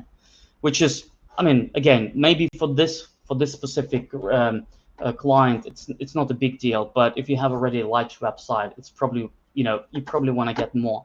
So the way how you can do it, there's an extension for Google Drive. And in this extension, you can install this extension. It's free. So what I'm showing you right now, like when it's paid, I'm going to tell you it's paid, but this one is free. Again, so what you can do from here is it gives you, you have to be an owner of the website, so you have to validate the domain, obviously, in Google Search Console. But then, for example, what I can do is, like in the last, whenever 90 days, from here, for website, let's say Rewind Vintage over here, right? Then, yep, not old. Let me see if I have domain, this one, okay? So that gives me 25, and then what I can do is I can group by query, and I can group by page, and then request the data. This tool connects to the Google, downloading the data and presenting this for you in more combined way. Just going to be taking a little bit of time based on the data. I'm going to say search analytics for sheets. Search analytics for sheets. If you buy it, it will unlock you more than 25,000. But trust me, I'm working with 120 clients, and I'm using this for free, and it's absolutely enough. So what now it gives me now, it's the current statement of the site, keyword, which page ranked for, clicks, how many clicks I'm getting on month-by-month basis, as well as impressions, CTR, and position. Okay, we're going to go back about this. So just to summarize a little bit, this thing, it's number one, keyword research, absolutely must have. The document that they show you, maybe you can be presented in a different way. I don't really care, but you have to have the statistics. What can you expect? And then exporting the data. If it's a new site, you build it based on the structure that I said. And then if it's already a site that you have, export this data and analyze and try to build the structure. I mean, eventually there is a very nice tool called Miro, which allows me to like draw the different maps, etc. But let me just go back here.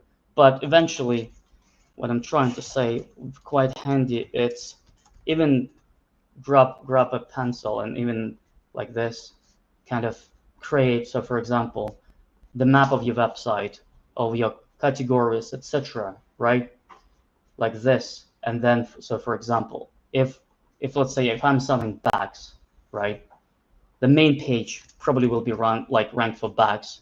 Then we know, okay, bags by brand, so it should be like by brand, and then we can have a list of like Prada, etc. Then we could have like people searching by color, right? So we should have by color. Then whenever by style, then etc. And then there will be separate collection. Without diving too deep, I'm gonna, like, for example, those guys, they're selling tights. Just tights, that's it. But how many different landing pages they built? By color, by denier, by small size, etc. Right? Then, for example, for cabin luggage right now, the project that we are working with, it's our own project. So we have this cabin the main page will be ranked for cabin bags, cabin luggage, etc.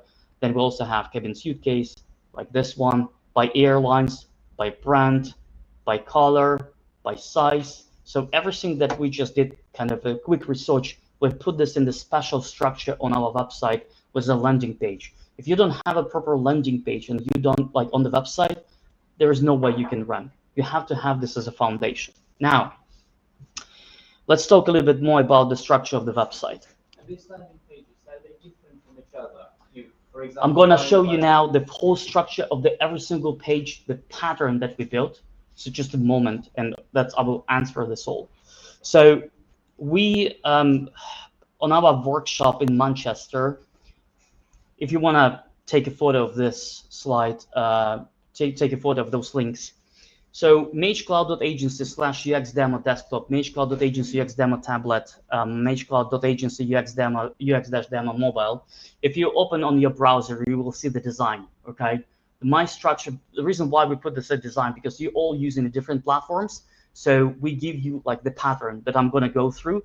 But the last link, magecloud.agency/Comerix, allow you to download this Figma file absolutely for free and give it to your designer.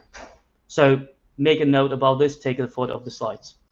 So how how this is working in the browser. So for example, if I will go for here and like image called agency slash demo desktop, we put together homepage, collection pages, product pages, best practices based on our own research.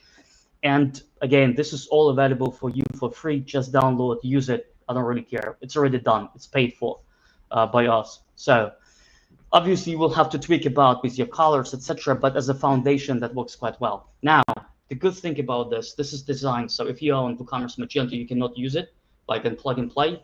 We already have this converted for the Shopify. We will be, as a company, targeting furniture brands here who, I mean, furniture industry, it's way far from digitalization. So over here, it's already kind of implemented. There's a couple of tweaks might be happening as we speak, because I have my dev guys in Ukraine still carrying on some updates here. So, but eventually, if I will be talking about the structure of the landing pages, that's just to answer the question. So for every single client right now, we're trying to apply the same pattern when the section here. So first of all, obviously it should be SEO friendly URL that describe what it will be. This is H1 tag that, you know, usually is supposed to have the main keywords. So remember, coming back to this list, the main keywords here, usually we put this in the meta title as well as a H1 tag, okay? That's usually what we do. Then we have here small description. You probably go ahead on browsing through the many sites, and when they have read more, and when you press read more, it basically open up the large amount of the text. Nowadays, we decided not to do that. We decided not to hide the content on the page, because I've seen some cases when if the content is hidden for Google and not visible to the consumer, the Google ignores this. So usually with this read more, what we do nowadays on all the project, we put together like a useful content at the very bottom, so that there will be no distraction from your product line. But in this read more, it's kind of scrolling all the way down. People would not even click this read more, but again, for navigation wise, I think this is handy. Now, the second line, matching home pieces. We do this for the cross-linking. So remember, if my first page, let's say it will be like, you know, like a, probably I should say here, right? Like, for example, if I'm like on Ryanair airline, I don't know if we'll already fill this out or not, but yeah. So for example, if I'm now on the Ryanair, you know, cabin luggage, right? They're all relevant, for example, here, Ryanair cabin bag size, Ryanair cabin bag, another size, it's here. It gives the Google, it gives, first of all, opportunity for Google to crawl your website in the most efficient way. Plus, all those backlinks, all those links will help Google to detect all the pages of your website. On mobile, it's usually scrollable, right? So, and again, like when you will be looking here on the mobile, you will see, or I can quickly just probably switch now to my to the mobile, sorry, and just to give you. But I think if you're guys shopping around, you've probably already seen this many times. So it's already left, right, etc. So it does not really take much space. There is a lot of debates about like if you need to put the image or the text or image on top, or like text on top of the image. That's, I would say, more about like your preferences. Or I think Adam gonna tell us a bit more about the A/B testing this in terms of the UX. Then usually what we do is if you have more than 50 products on the page, we usually recommend to put like a bestsellers here, because people don't have time right now just to browse through. I don't expect people to just go for page 1, 10, etc. Put bestsellers here as a widget, and then obviously the rest of your collection here. Filtering, very important, obviously. Usually what I'm recommending is when you will be looking into the filters, put those filters based on in the order based on how many searches happen. So for example, if in this industry, for example, in the bags, a lot of searches happen by the airlines, then the airline as a filter should be number 1, okay? Then price, so probably the second one. And then again, based on our keyword research, we've seen so people sometimes searching for the color. but less people searching by color. That's the reason why those filters they put in the very specific order, right? So all of those products, blah blah blah, and then obviously there's a content here. Will decided to put bestsellers underneath. I mean, his choice. I don't mind. But again, those section helps. Now, a little bit more about. So this is a long description. Usually, this description is supposed to have a very nice information, professionally written. So, for example, now about this website, Keeper Stop Official, that we are moving to Shopify. So, for example, like Goalkeeper gloves here, on his collection page, the same pattern, design is a little bit different, but the same pattern. And we basically ask him to put a really professional things, a lot of content. Why? Because again, with AI in place right now, we definitely want, even Google with helpful content update, we want to put this as an expert in a certain field. That's important in my opinion. And that could be like content that you get from your support guys of call centers. If people asking some questions, just ask your support people, okay, what people asking? Just get it. Now, and then build content with this in mind. Also, again, coming back to our document here, you see keyword cluster here? It basically, my recommendation, the keyword clusters, keywords, they should be embedded into this long description. So the Google's supposed to have a pages, keywords inside of the page, so Google understand what it's all about.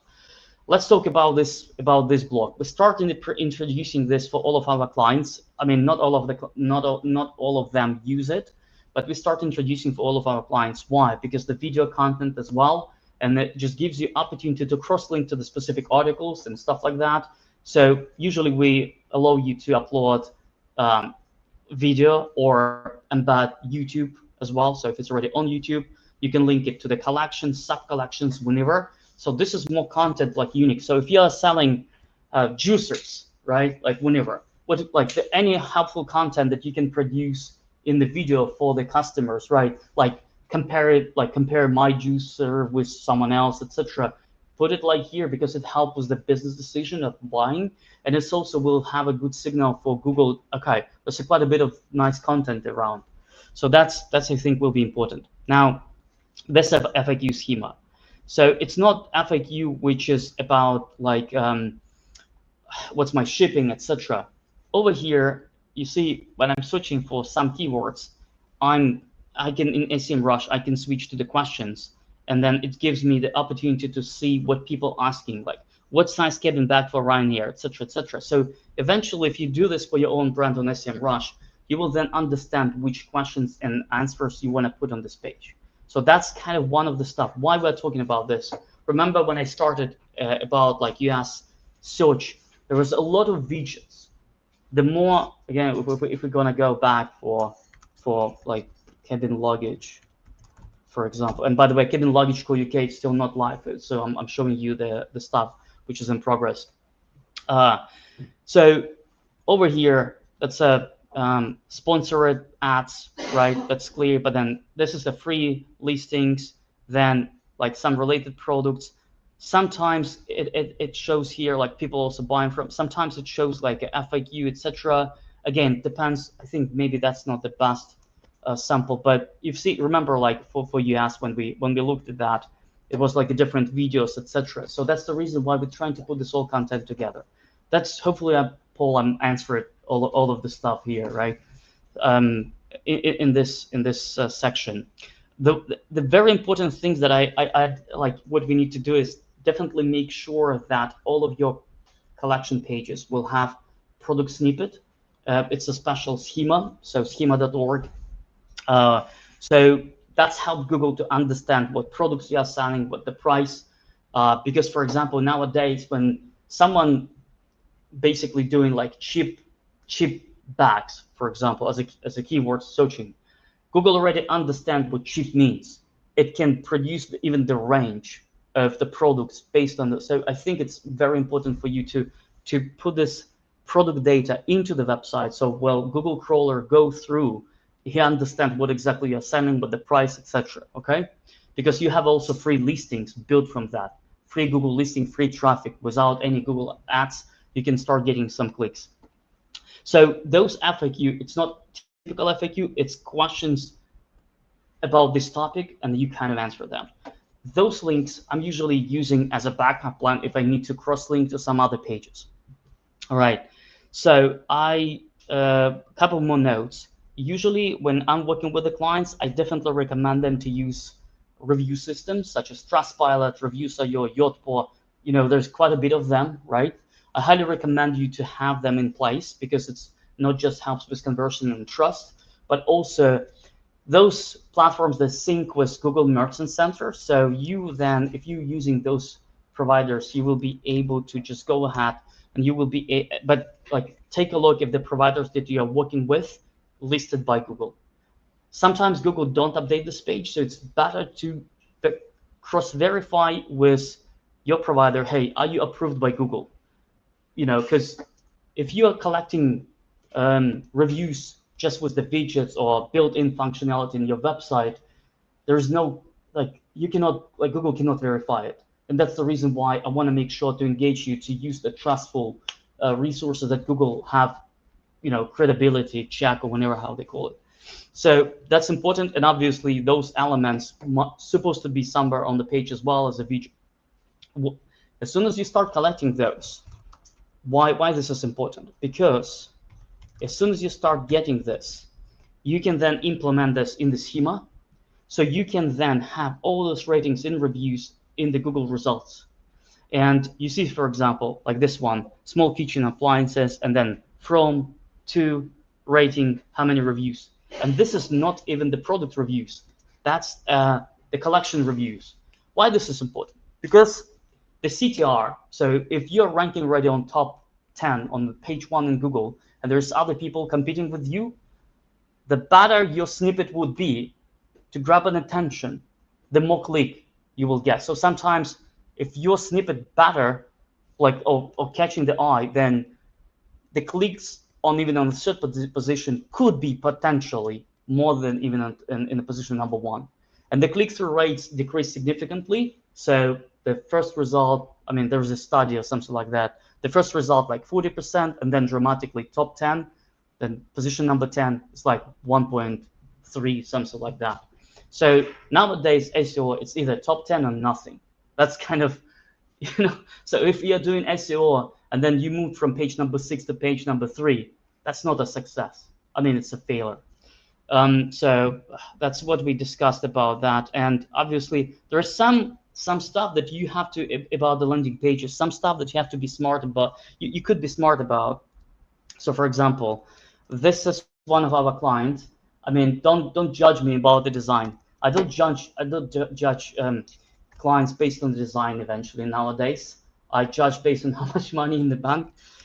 So what they did is interesting stuff. So they decided, okay, I want to do like a be ranked in the geo-targeting. So they've created this simple page outside of the website, landing page, sitemap PHP, and then they list all the states and cities for electronic company and store supply. Okay, so now basically when I'm clicking this, it's a one single landing page. I mean, awful design, non-SEO friendly, like which basically then by clicking here, you can go ahead and you can shop on the website.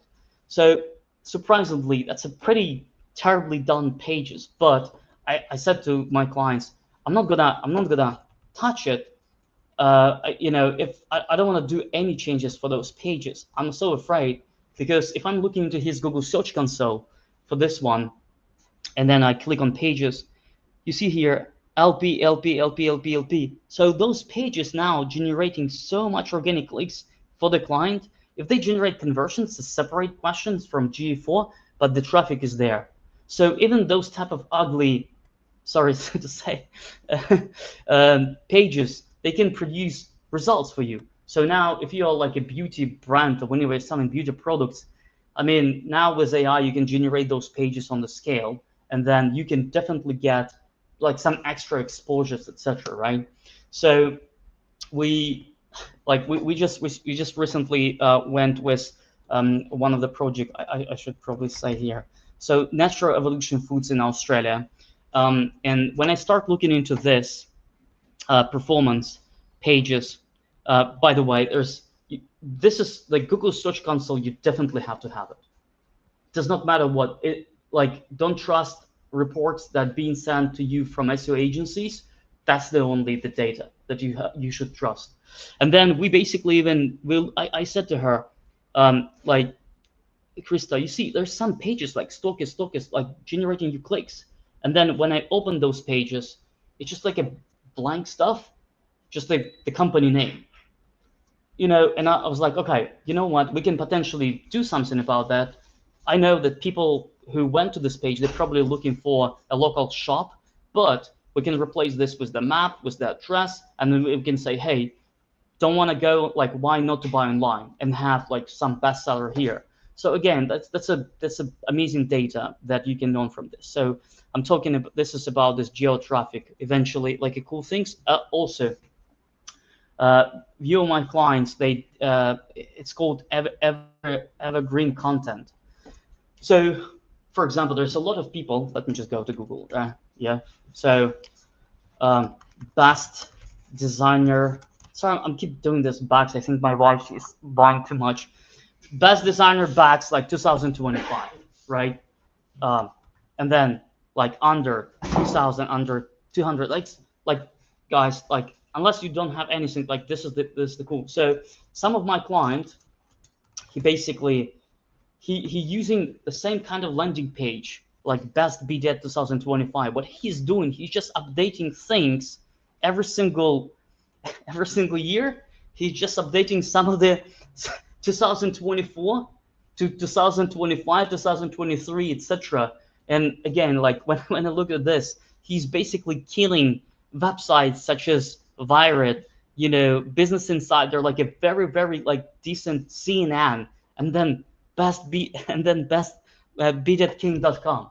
So he even like by optimizing the content in a proper way, he can bid with really nice, powerful things. So think about that. Costs you nothing, just produce the content. Of course, the pages, the landing pages needs to be professionally written, etc. But I do believe, again, like if it's not enough searches, okay, fine. But keep in mind, this could be the evergreen content every single year, right?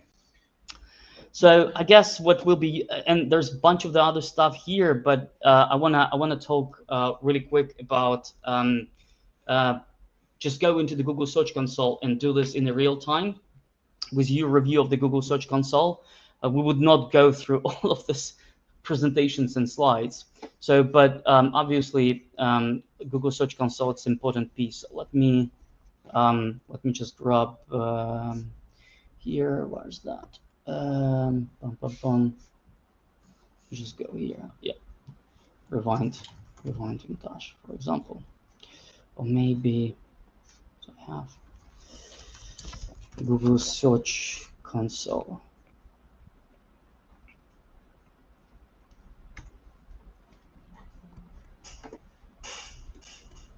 Start now.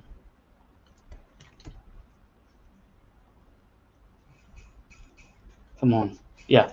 All right. So now imagine we go, like what I'm going to do if you, for example, come to me as my client. Yeah.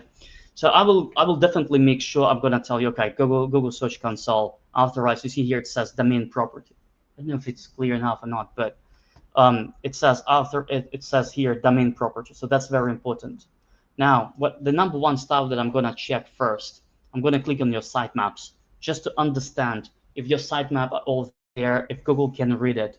Sometimes I can see for whatever reason Google are not able to even read the sitemaps. That's already crap. So if you don't know it, you don't know it. Then I'm usually going to the sitemaps, and then I'm looking into, okay, if all the sitemaps, all success, etc. That's Shopify. So a lot of you on Shopify, and I can see, guys, sometimes crazy things happen. Sometimes Google cannot read the sitemaps that built by Shopify. So you have to understand. And then I click on this page indexing. Remember what we said. If page is not in Google Index, it will never generate you the traffic. So by going into this reporting for your sitemap, again, it's not page indexing for your entire site. It's specifically sitemap. So in the sitemap, you usually put categories, products, etc. By going here, you can understand, okay, page not found. Maybe you disabled and removed a couple of your products, right? In this case, it's better just to open up this So for example, I will go here. Which products, like, okay, those products, they appears as full for interesting. Let me open up the sitemap. Let me open up the sitemap as a file. Right, so then I will go for, I think that was a product page. So let me open up this product and let me look around if this URL is still there, right? So let me go, yeah, it's still there. So that's question, for example, for me. All right, why the hell we have this product? Why in the sitemap it's there, but it's still full for, which is interesting. What I can do in this case, I can go here and I can put this URL in the inspect tool, right? It's basically page not indexed full for. So something happened on, I guess, on the Shopify site, and then I'm clicking test live URLs, and then just to make sure that Google can index this, and then I can force Google to index this content, right? So as you can see, everything was perfect with this. Page is available on the website. It is in the sitemap, but for whatever reason, Google just stuck with full for. And now imagine that could be your best-selling product. So looking into this, it's really important. Like I'm not gonna say on month by month, not day by day basis, but weekly basis, just to spend like 10 minutes of your time looking into this. I think this will be critical. So, oh gosh, I should probably don't do this. The next? Page by page, or You know, it's definitely. You would not be able to request manual indexing more than, if I'm not mistaken, 50 pages, right? You would not be. And I'm going to answer this question a little bit more, yeah? So now I requested this page for the indexing, fine. Let me go for the sitemap again, see page indexing, right? The problem here is, like, for example, discover currently not indexed. If it's saying, and you can see here blogs.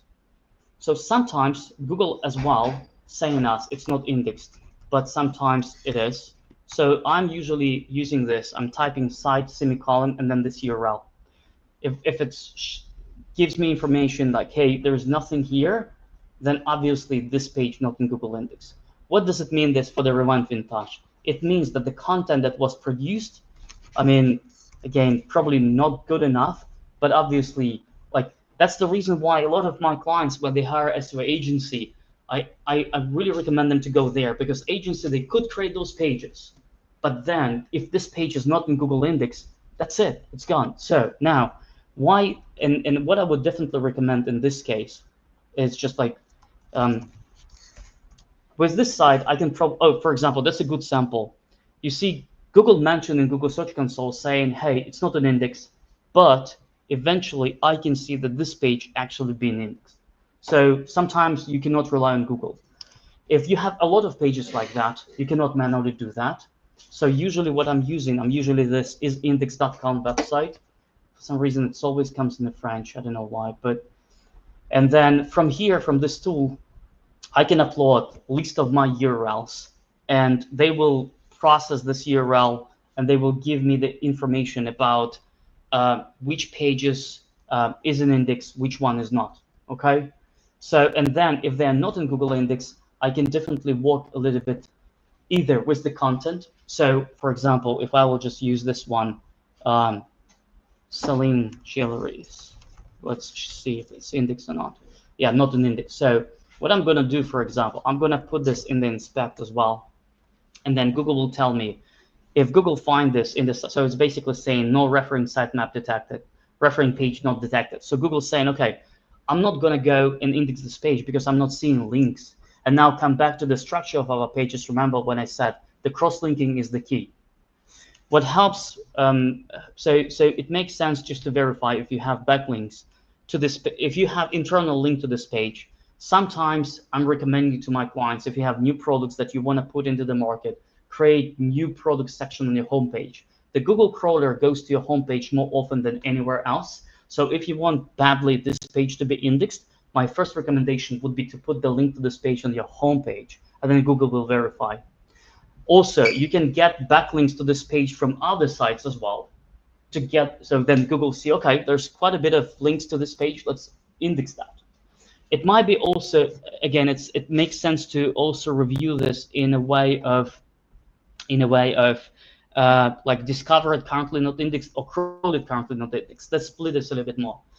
Crawled currently not indexed means that Google actually crawled the page and decided not to index, which means potentially could be a problem with the content on the page. It could be duplicating content, especially if you're getting like like data from, you know, or maybe you don't have content at all, or maybe you have only 2 products on this page. So on case-by-case basis, that should be kind of analyzed, I'll say a little bit, but in most cases, based on the factors, it's probably either content or maybe there's not enough products. Sometimes even products that's marked out of stock, Google not index, just deletes them. So I see this every single day. The out of stock products, I'm looking to Google Search Console, not indexed. So there are other stuff here, obviously, product snippets. You have to make sure there is no red, merchant listings, etc. All green. I should probably say about the Google Core Vitals. That's a typical thing that happens when the agency analyzing your website. They're saying, "Oh, your page is, your speed of the website is bad." So basically, they go to the page speed. They put here rewind vintage or whenever it is, and then when they see like red 46, etc., they all saying, "Oh, you have to work with the site speed." In Shopify, it's even more difficult because you are not controlling of the server. It's Shopify who is rendering this. But the most important here is it's not even what's here. The most important if it's passed or not. So in this case, on desktop, it's passing Google Core Vitals. On mobile, it's failing because of the cumulative layout shift, which is, again, probably some content that clients put recently. It's kind of affected this. But is it the main factor? Definitely not.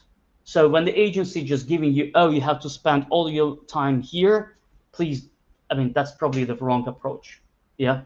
So I think I should, I'm probably gonna organize even like a group of merchants that will be working with me on weekly basis, so I can help as many people as possible, like an online school for SEO.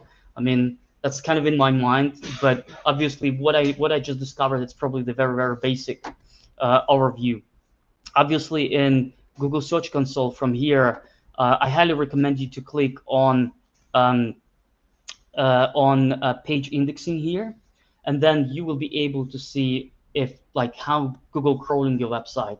So usually, without diving too much deep, there is specific things that you need to take, like why new pages that you produce might not be in the Google index, because the Google crawler budget just spent with going through the bunch of the different pages that should not even be crawled, and that's the reason why the new pages are not discovered. On case-by-case basis, that's probably needs to be looked around individually. Now, on our website, we don't show products on the front end if they're out of stock.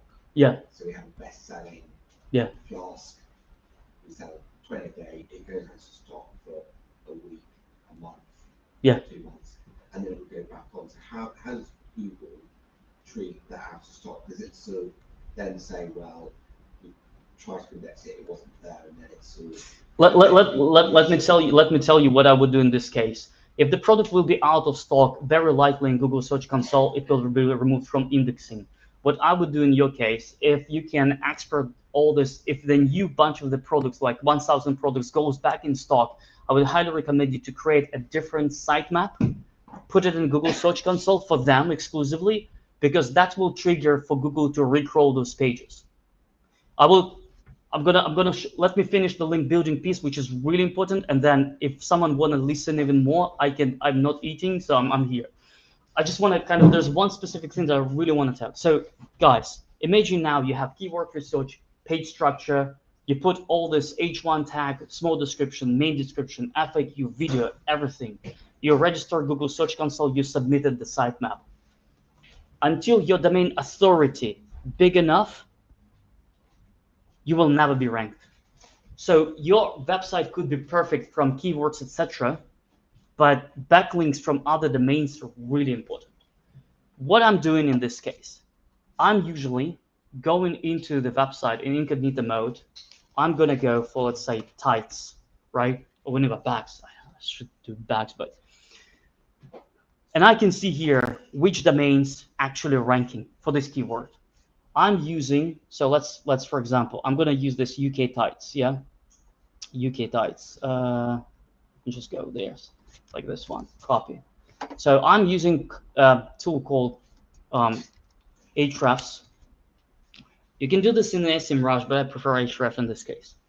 It gives you like a lot of information. We don't want to go through all of this, but the most important here, DR, how many backlinks they have to the website. You see like 5,000 backlinks, domains that linking, right? So it's counted. So unless, if you want to rank, for example, tomorrow your website for the tights, and you can do this and set an average DR, unless you have something like that, very unlikely you'll be ranked. So backlinks right now from other sites to your website, it's a really important part of the strategy. What we do in this case, for the backlinks, we usually recommend, and we're trying to be very transparent with our clients. We're explaining which backlinks we're building and how we do this. It's all connected. So remember the very original keyword research, right? Like I know exactly like this main keyword, that's the page that we want to rank for this keyword, because that will be also used in the link building. So for example, I know like I want to rank for, you know, buy whiskey, for example, in this case. So I'm getting backlinks from other sites, which very likely needs to be more or less relevant, and I'm getting backlinks to the homepage, etc. And sometimes I'm using, it's called like a natural encores, like click here, etc., or brand and things like that. But I also sometimes using like kind of aggressive encore. I know a lot of SEO agencies saying, oh, backlinks not that important, etc. Oh, it's a shady tactics, etc. Right? But I can tell you guys, I've seen this day by day. Remember when I said that my clients rank for backs, my clients rank for tights, and until we start doing this, there will be no magic trick. Backlinks very important. Now, the way how you should be doing this is you go to Ahrefs, and then you put your website over here, right? So for example, let me just do the tight spot, yeah, the tight spot. And your website will have your own data, right? So the tightspot.com. DR of this domain, it shows me domain. You see 39, like, right? So when I will be doing backlinks for this client, I will be exclusively selecting backlinks from domains, which is more than that, right? If your domain authority 8, then, you know, by minimum have DR sorted. But if your domain authority is 39, any other website, so when the agency give you the list of the backlinks, you should probably verify it, the domain. Plus, a lot of times when I'm doing this for my clients, a lot of times, aside from just verifying this, we have our own database, so don't get me wrong, we have our own database of those backlinks. But eventually, like if we get this backlink, if you don't have access to Ahrefs, there is a free MOS domain authority. So you can, it's just limiting you for like 3, but you can always go here from your phone device, put this website, any website, click check DA, and gonna gives you information. I think there is Ahrefs even giving you this part of the data even for free. So even you're not paying anyone, but you have already the data, right? So then you can check how your SEO agency is doing. Plus, what's really important, as soon as they give you this, as soon as they give you a report of the backlinks, check the domain authority. Plus, if they're letting you approve the sites, I'm using an extension called SimilarWeb. I can press it here, and it gives me information of approximately traffic that goes to this website, and then I can actually see if it's UK based or, you know, or spread out, because there's a bunch of the website they might have India based and stuff like that. Even they have core UK, but if the traffic goes to India, that's probably not going to be a good signal for you.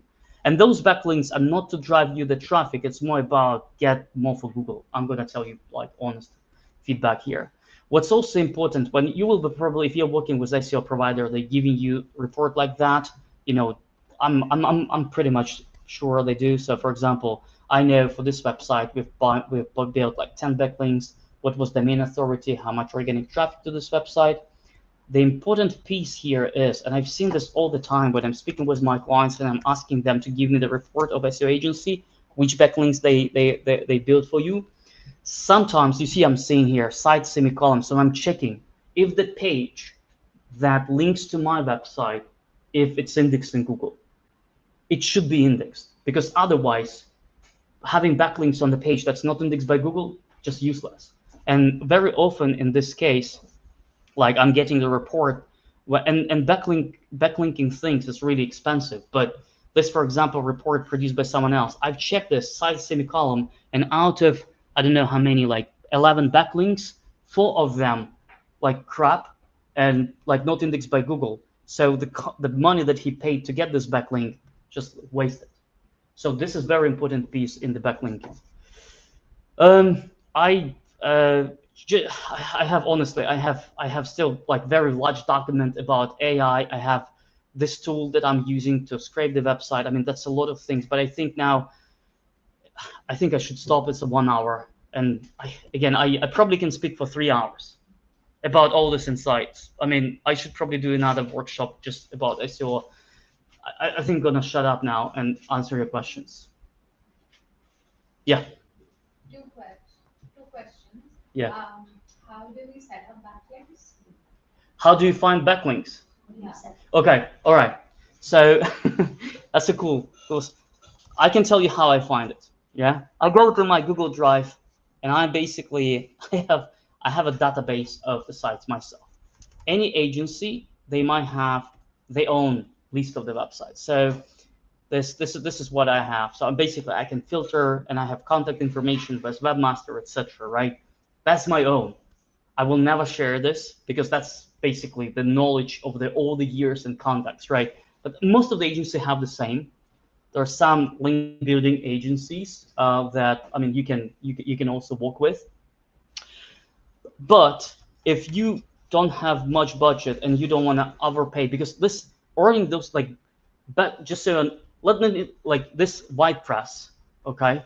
And I'm gonna be in my presentation, it will be linked with my affiliate code. So WordPress.com, my affiliate code. That's the system. You can go here, you can create an account, and then you can look up for the websites that allowing you to place the backlinks and stuff like that somewhere here. So I'm not really using this, like again, because we have our own, but I have to log in different accounts. But like WordPress.com, you can speak with them. Another one that I know called Insert Link. If you will register on Insert Link with this affiliate code or code Ecommerce Camp, you will get $50 in credits. So Insert Link, WordPress working pretty much the same, but there is another platform called Collaborator. So if you don't have your own database at all, like zero, this website, Collaborator Pro, etc., for advertising, for publishing, you can find other websites, filter them by specific domain authority, by the traffic, by the location, UK, etc. So for example, here, browse guest post sites, view catalog, right? So I can filter. So if I'm the tight spot, right, we just discovered the domain ratings like was 39. So from 39, traffic minimum, let's say 10,000, okay? And then what we want to do, top country, probably we want to do this from United Kingdom, right? And then again, there could be some advanced ones, so apply. And it gives me now links of the website that's matching my criteria. And then obviously, if I want, I can just buy it. I can tell you, my company not making any money on this link building. Like seriously, the proper links, if you're gonna buy it this way, gonna cost you probably, again, I'm showing you, if I will be buying tomorrow, that's a real price. No, there's no my percentage on top. You just buy this yourself. So we usually have, and you have to understand that getting backlinks from website with domain authority 30 will be way more cheaper than getting backlinks from domain authority 70. But obviously, in the Google Eye, the the more domain 70 backlinks you have, the more credits. So it's not about quantity, it's also about the quality. And that's the reason why on every single month when we do backlinks for you, before the next month begin, we check your domain authority. So like, and it's more easy to go from 0 to 30. It's more harder from 30 to 50 and from 50 to 70. It's really, really, really, but you can see your competitors and you can see how many backlinks they have. But this is 3 sites. I have view more and you can use it. You can use it, you know, just to, you know, let me be honest. There's a couple of agencies that I'm working with, Click Intelligence, my profit engine as well. So for example, if I don't have links in my personal database that's matching what you do, I will never accept you as a client, okay? Because I don't want you to spend money with me if I don't have the proper backlinks. I would rather drive you to the other people and I'm gonna ask them, hey guys, you know what? Do you have websites that's matching the profile that, you know, so that's important. The PR campaign about the backlinks, PR campaign, also important now with AI. So sometimes if it's mention of you on, like, it's less important from SEO standpoint and domain authority and backlinks, but in terms of the ChatGPT mentions, PR as well, very important nowadays. So really stupid question, what is a backlink? Is it just a link from another site to your site? Yeah, from someone else to your site, yeah, from other site to your site. And why would they do that? Because like, I don't want to advertise somebody else's site. I want people to stay on my site and buy stuff from me. Well, so for example, if you have a nice blog post on your website, or you've done research, how corporate world in UK, what's the best top 10 gifts that business people, you know, present. You have a study, and then there's like when you have a PR news, when you have a BBC, etc., like a journalist, they find your study and they will create the article on Forbes, and there will be a link to your website. Sometimes they do this at no cost, just to produce the good content for people. So quite involved. So for instance, you could do a report on stats on top corporate gifts. Yeah. And then you put out on the PR. You hope that the time, whatever. Yeah. Write an article and link back to the article. Yeah. We should split backlinking for Google Organic with the backlinks for the PR. By the way, on the last e-commerce camp in Birmingham game, Jennifer from Color Shoes, there was an amazing talk about her PR activity. Go watch an e-commerce camp, Birmingham game, Color Shoes, Jennifer. She's doing an amazing job. So I'm going to split backlinks and PR. So the backlinks that I just mentioned, it's more for Google. People placing link to your website because they charge you for that. So if my domain, my Mage Cloud agency have DR46, and if you will be my client, I will put the key study on my website, and then your website will get a backlink from Mage Cloud agency with DR40. If your DR right now 30, my backlink will give more credits to you. Your domain authority will grow up, and potentially it can boost your other keywords, etc. Backlinking, it's like, I can tell you, it's a 1-hour discussion for backlinking itself. How many links you should buy a month? So what I'm gonna say is, don't buy 100 in 1 month and then stop.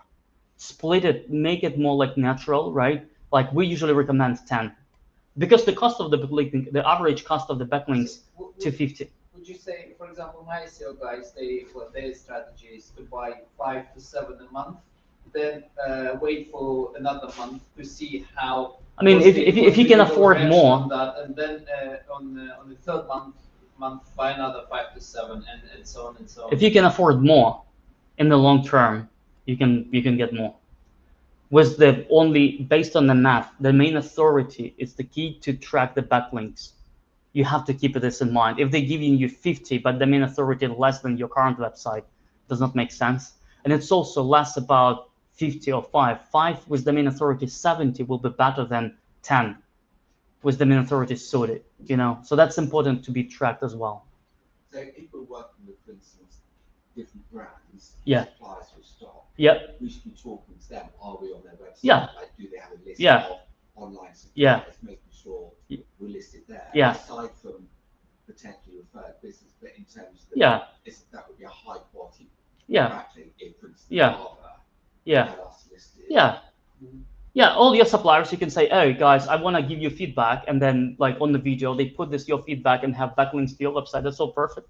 I think on SuperPayments.com, the main authority of SuperPayments is quite high. Traffic is good. And then they have a marketplace link somewhere here. So basically clicking here, and they have a list of the clients. So, for example, view of my clients in this list. So they have eventually backlink to their website from SuperPayments.com, and SuperPayments, the main authority, is huge. Obviously, it's probably less related, because, I mean, Google probably will filter this out, but that's great. I mean, having those backlinks, I can tell you some of my clients, they do a hack system. So, for example, if you're using like Nosto, Klaviyo, on all of those tools, right?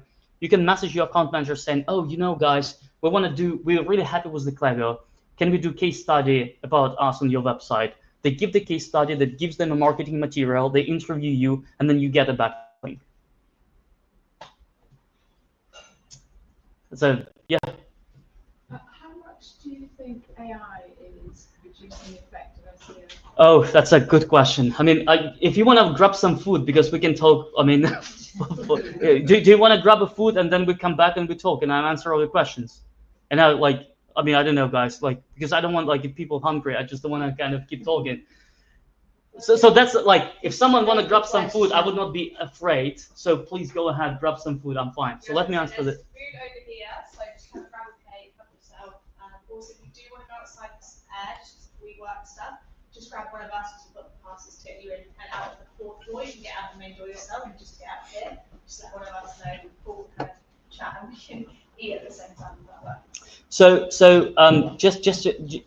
There's first of all, there's a lot of agency right now who's trying to say, oh, we're gonna be, we can optimize your website for like ChatGPT, etc. As of right now, if you will go ahead and you go to your Google Analytics, because all the clicks that on ChatGPT, for example, it would not be tracked in Google Search Console. Okay, you cannot track it. But if you go into, I mean, I'm still sharing here, yeah. If you can go here, traffic acquisition, for example, and then from here in the Google search, in the Google Analytics, you can see different channels. So, for example, source and medium. If I'm switching now channels for this specific client, right? If you will have here like ChatGPT, and I mean, as of right now, when I'm looking into my sites, into my clients, I'm not really seeing a significant amount of clicks from AI as of yet. And I will probably try to explain you why. Because a lot of time, AI in this case, actually stealing those clicks from you. So for example, how I can improve my sleep. So I have a client like this Pet Star, and they had a lot of articles on the blog, right? Sleep talk, all about the sleep, how to normalize, but whenever. What I can see now, every single month, the amount of traffic driven by this section decreasing significantly. Why? Because this open AI overview here, presenting answers to the people, and they're not even clicking, they're reading, they're getting the answers directly, okay? So I think the question about producing more content, it's a really difficult question. You don't want to produce the content just to produce the content.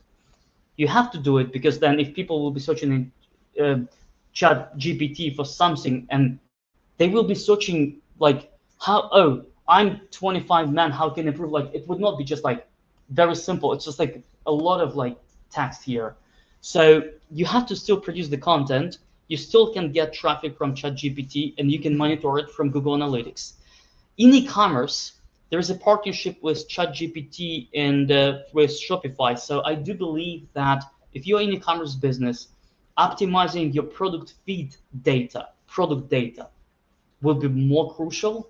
I mean, compared to the pages that I discussed on the category pages, optimizing your product data will be really important. So I think with implementation with AI, that will be the things at the end when the people will, okay, I want to buy whenever Red, Prada, etc. And if your product eventually will show up, I think G gonna be probably talking a lot about this as well. So it's impacting in negative way when they're stealing the clicks, and also in the positive way when you just get another source of their traffic to the website. I'm not, as of right now, I don't really implement any specific strategy to rank in ChatGPT aside from what I just said. I guess the only probably most important for this, because the way how AI getting information about your website, you want to make sure that your site allow it to be crawled by all those AI bots, and sometimes they're really overloading this. Sometimes, like a lot of traffic, and I know, like I know Cloudflare start blocking this by default, all this AI stuff. So that's kind of things to watch.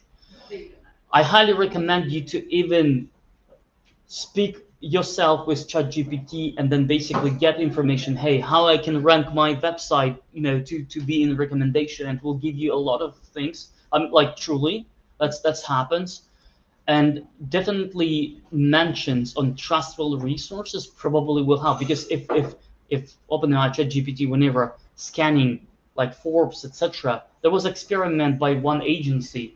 There was no website, no brand, but they just order a couple of different articles, and then without even they have the website, the mentions of the brand was in ChatGPT, right?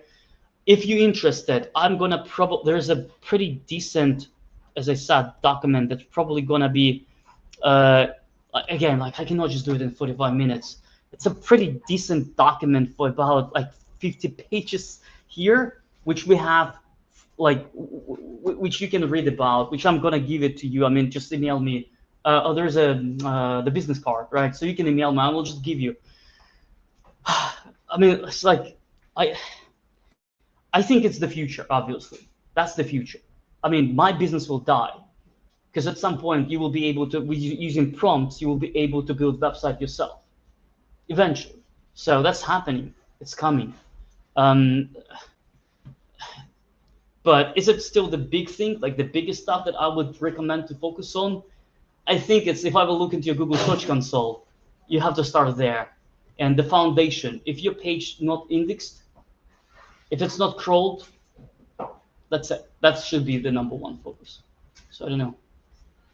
I just have a really small thing. So when you're talking about backlinks, a lot of newspapers and stuff like that, they do the lists of like these 10 products. Yeah. And what we found is that they don't want to link to our website unless we're using an affiliate scheme. Yeah. And for unless you're a huge business, like a lot of these affiliate schemes are very expensive to sort of get into. Yeah. So I kind of just wanted to put it out there for any sort of small to medium businesses, if there was like a suitable one, because they more often than not link to Amazon. Yep. But they will give us the link if we give like an affiliate option. But I've never found a decent. Let me tell you one crazy tactics, okay? Crazy tactics. One of my clients, don't want to name it.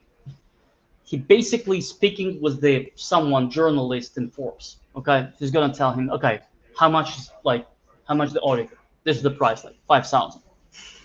He's gonna, okay, let's do the article. I mean, they cannot promote you directly, for example, but as you said, it might be competing your product with your competitors.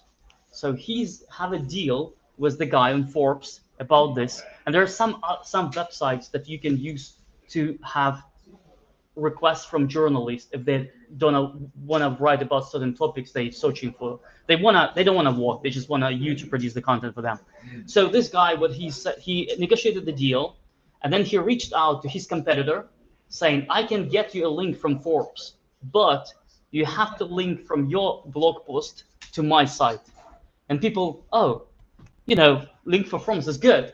So he basically paid to Forbes, put his website there, competitors there, and then competitors links. So for the price of the Forbes link, he get links even from his competitor to his website.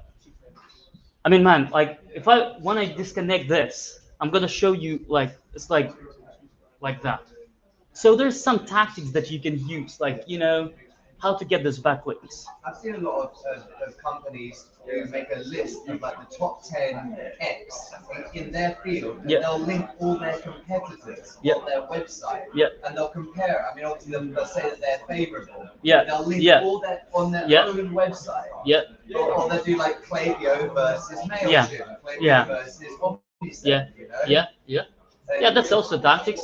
We have a client when he does not have his own products, but he's selling like Dell with whenever HP, and he built like automation system of comparison different laptops, feed it to the Google as a separate sitemap, and those pages start getting some clicks organically. So there's a lot of things. Again, like backlinking, it's a tactics. For how long it will be, until we still have this ranking system and not just one AI interface, I think this will be still the key. It might change. I mean, I think it will change. It's just like more about like getting even the brand mention, you know, that's a big stuff. But I do believe that Google understand the affiliate, you know, thing. So I'm not going to be pushing this much. The backlinks have to be on the website. So, for instance, we're now sponsoring Cheltenham Yep. and they have X and Facebook. Yeah. So is it a case of just one link from Cheltenham, or should we also be saying, well, you know, links from your X and from Facebook and have multiple links from your website? Well, so basically from SEO, people saying the social signal is important. So if they put the link from Facebook, that would not harm, right?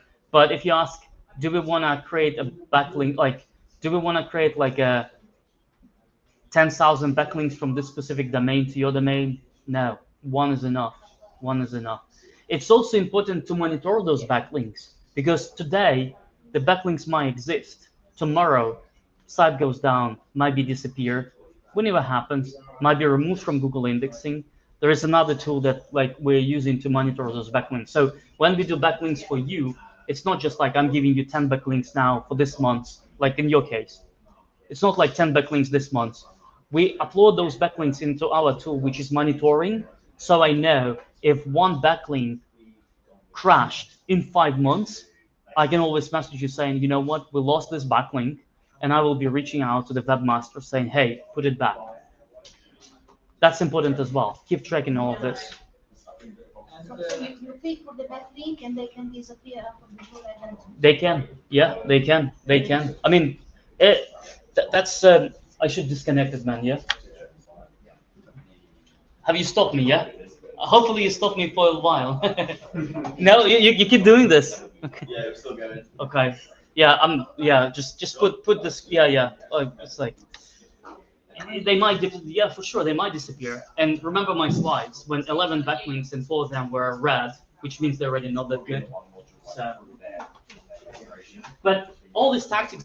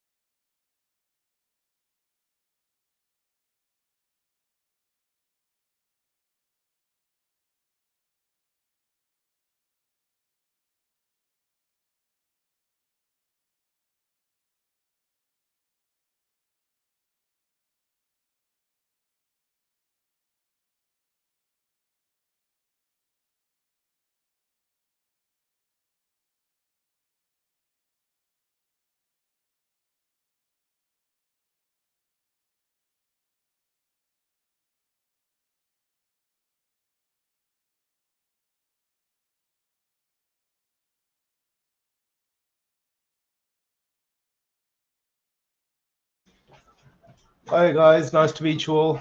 I'm a little bit nervous. It's the first time I'm properly presented. So if you see my knees slowly start to go. But nice to meet you all. I'm G from Data Leader, well, co-founder of Data Leader. We also have a PPC agency as well called Jude Lux. Some of you, I think, have seen me before. I think at the Birmingham event that Paul was previously talking about, the e-commerce event. I also would like to apologize if you hear my phone vibrating. It's my daughter's birthday tomorrow. She's turning 3. She's going on 30, the way she acts. And my wife is constantly saying, do you want this cake? Do you want this cake? We've got to finish this. And then we've just sold our house as well, so I've got solicitors ringing me every 5 minutes. And I'm emailing them back saying, you didn't say that price a minute ago, mate. So I do apologize. But yes, from Data Leader. So a bit of background. Data Leader was born from the back of a frustration that we was having from Jude Lux, and trying to grow and scale accounts profitably, net profitably as much as we possibly could. We saw a big shift in the industry where essentially ROAS was a metric that was kind of just invented because it's a yardstick that fits everyone. And we understand why people kind of gravitate towards it, and it does make sense to a certain extent. But we're here to kind of discuss POAS, profit on ad spend. So yes, I'll go into it a little bit more. So we're going to go over some on like server-side tracking versus like client-side tracking. I won't go too deep into it because that is not my forte, I'll be honest with you. But I do know a little bit about it to kind of get by. And also product feed optimization. I was briefly discussing this over a sandwich with a couple of you as well, and why it's so important, especially for e-commerce businesses, to optimize your feed as best as possible. And again, going back to that profit-based bidding and using obviously your margins and your COGS, etc. Also testing and waste prevention in your overall marketing. Again, you'll probably hear me say Google Ads quite a lot because predominantly we are, like I mentioned, a PPC agency, but again, it is applicable for all platforms as well. And again, we'll go over a couple of case studies and obviously answer any questions towards the end. So, server-side tracking. Server-side tracking, we believe, is currently the best form of tracking that you can do for your paid ads. One of the main reasons for it, I'm sure that everyone saw it. You don't remember when Apple kind of said that we, having built it in the privacy, and that kind of threw a lot of meta agencies and obviously clients who obviously spend on meta, a bit of a frantic shock. But server side essentially is, and it doesn't really rely on like cookies, etc., and so on and so forth. It's basically a server GTM. It's basically one server talking to another server. It's probably the easiest way I can put it. And you get more control of what you send back and what you don't send back, and what you want to do with that data. Whereas with client side at the moment, and basically, so for anyone who doesn't quite understand client side, what I'm referring to is a standard GTM, Google Tag Manager tracking, what everyone's typically kind of used to. Server side, you can use Google Tag Manager as well. We personally do, but there's other platforms out there or companies out there that don't. They plug in via APIs, but that's up to you.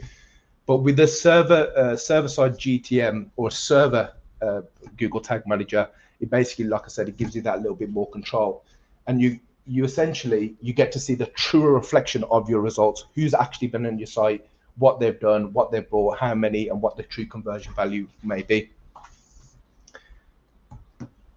So then, what we notice as an agency is that we have loads of products. Whether you have 1,000 products, 10,000, doesn't really matter what the number may be. We found that nearly up to 40% of your product feed actually yield losses or like no conversion value at all. They rack up spend and they actually don't do anything at all. So a lot of drivers, one of the main drivers for this is, poor product feed, pricing issue. It could be a pricing issue, measurement gaps as well, in terms of going back to the tracking, etc., and so on and so forth. So one of the things that we recommend doing, which I'll get to in just a moment, is basically stopping that from happening. Stopping products which are no longer net profitable. And again, I don't want to teach anyone to suck eggs here, but I was talking to a gentleman earlier. You'll hear me bang on about net and gross quite a lot. And there is a big difference, which I'm sure you obviously all know. Just because a product is gross profitable doesn't mean it's net profitable. And I just want everyone to understand that. The reason is because there are other providers out there, and they talk about POAS, profit, POAS and so on and so forth, profit, profit, profit. If you read their small print, they're actually talking about gross profit. We have to focus on net profit, what actually drives money in the bank. So it doesn't, to a certain extent, I don't really care if it's gross profitable. If it's not net profitable, something needs to be done about it. And the best way to look at that is either over a 30-day rolling period or a 90. You can do longer if you want to, but you obviously at that point you need to take into consideration seasonality, etc. So this is based on a 30-day loss period. So a particular client that we were working with had 17.5% of their actual feed was yielding 8,900, just shy of 8,900 pounds worth of losses.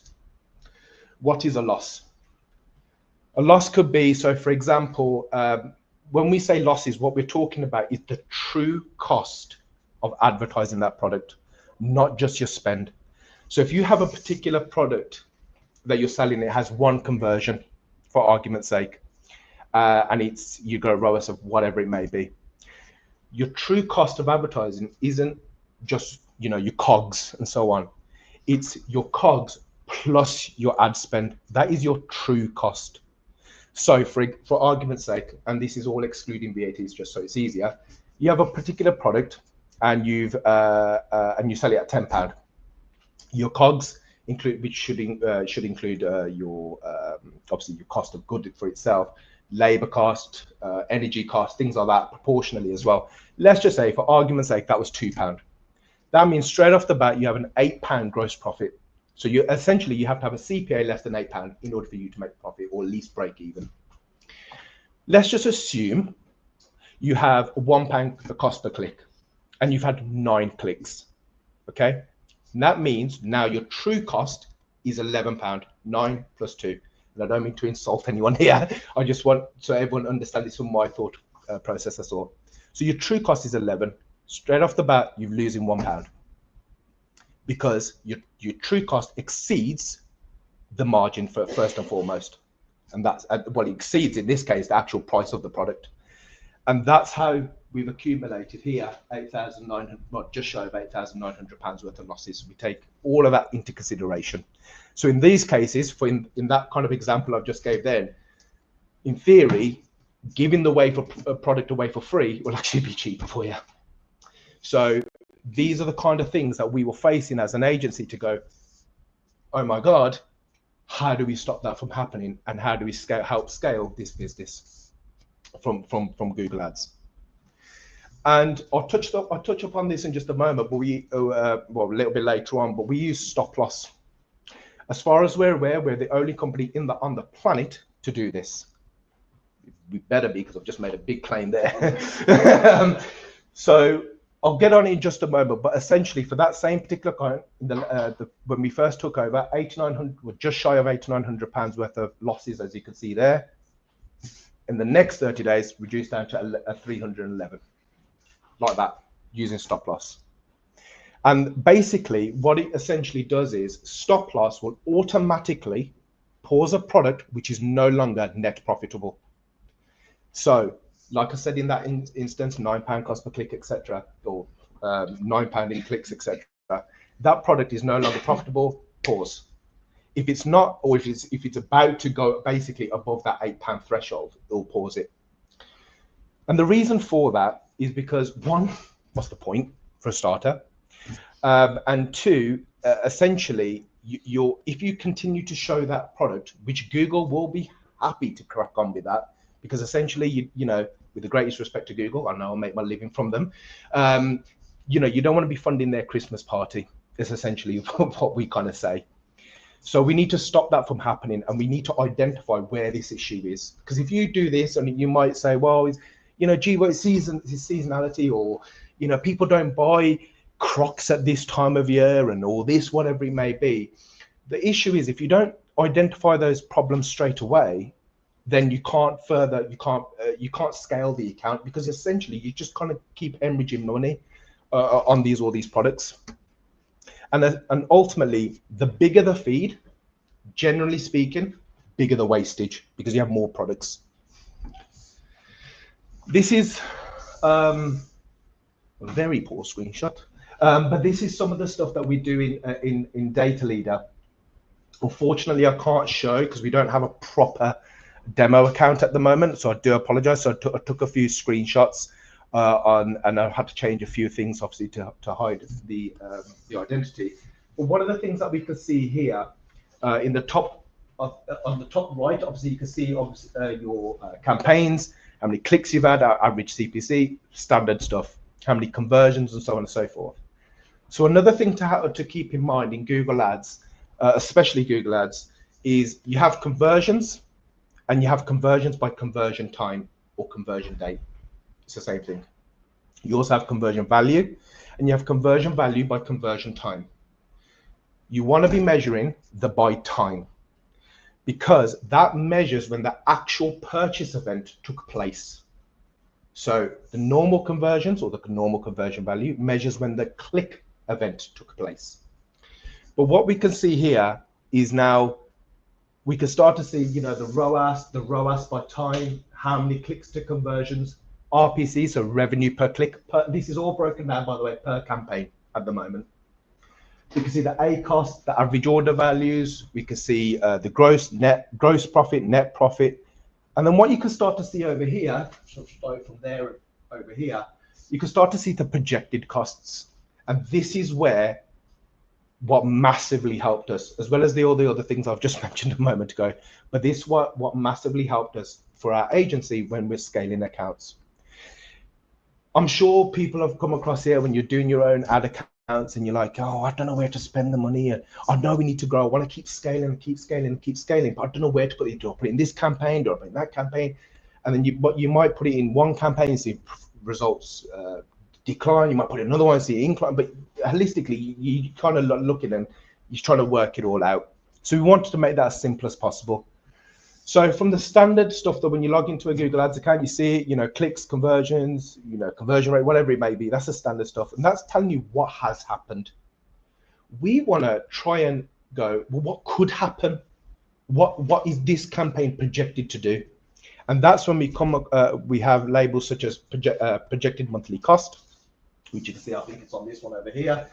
Projected conversions, projected revenue, projected conversions by time, revenue by time, and then obviously you've got your net profit as well by time. Sorry, net profit, projected net profit. So when we was looking at this kind of data and we was deciding, hey, you know, Mr. or Mrs. Client, we think you should scale. Okay, then, you know, the client will come back and say, why do you think that, and where would you put the money? Well, we want to put it in this particular campaign. We want to put an extra £500, £5 grand, or whatever it may be, because based on X, Y, Z. So we can see here that this particular campaign is projected net profit towards the end for the latter part of this month is at 20 grand, whereas the second campaign might be only 5 grand, and so on and so forth. But then you have to work out what the POAS could be, etc.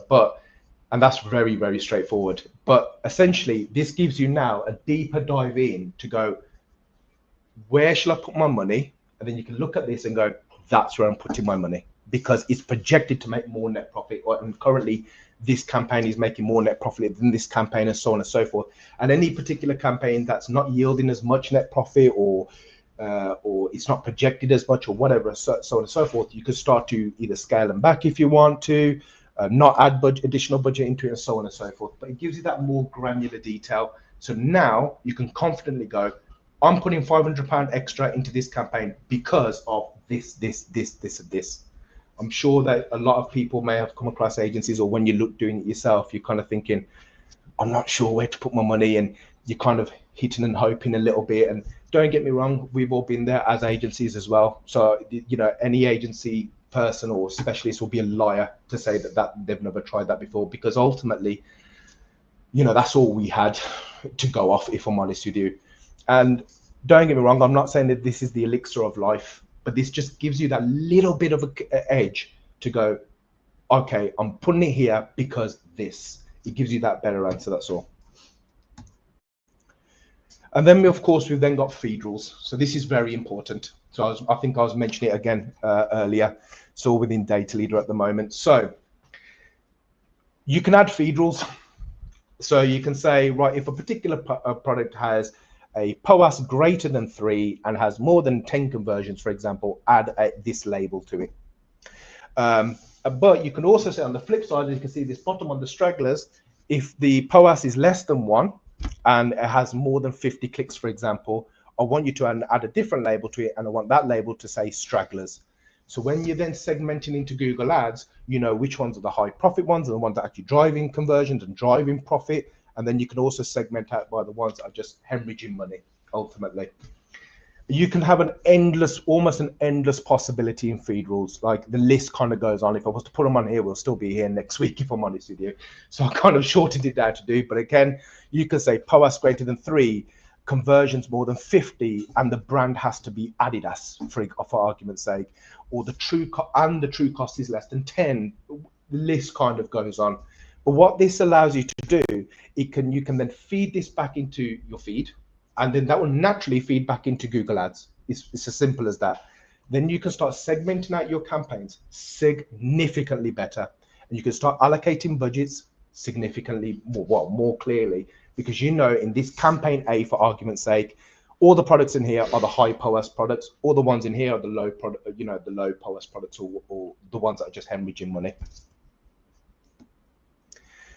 And then that brings me on to the product feed optimization. It is very, very, very important. I cannot stress this enough. This is hands down one of the most important things that you can do for your feed. Product feed optimization. So a lot of companies out there, I won't name them, but there are some really, really great agencies out there.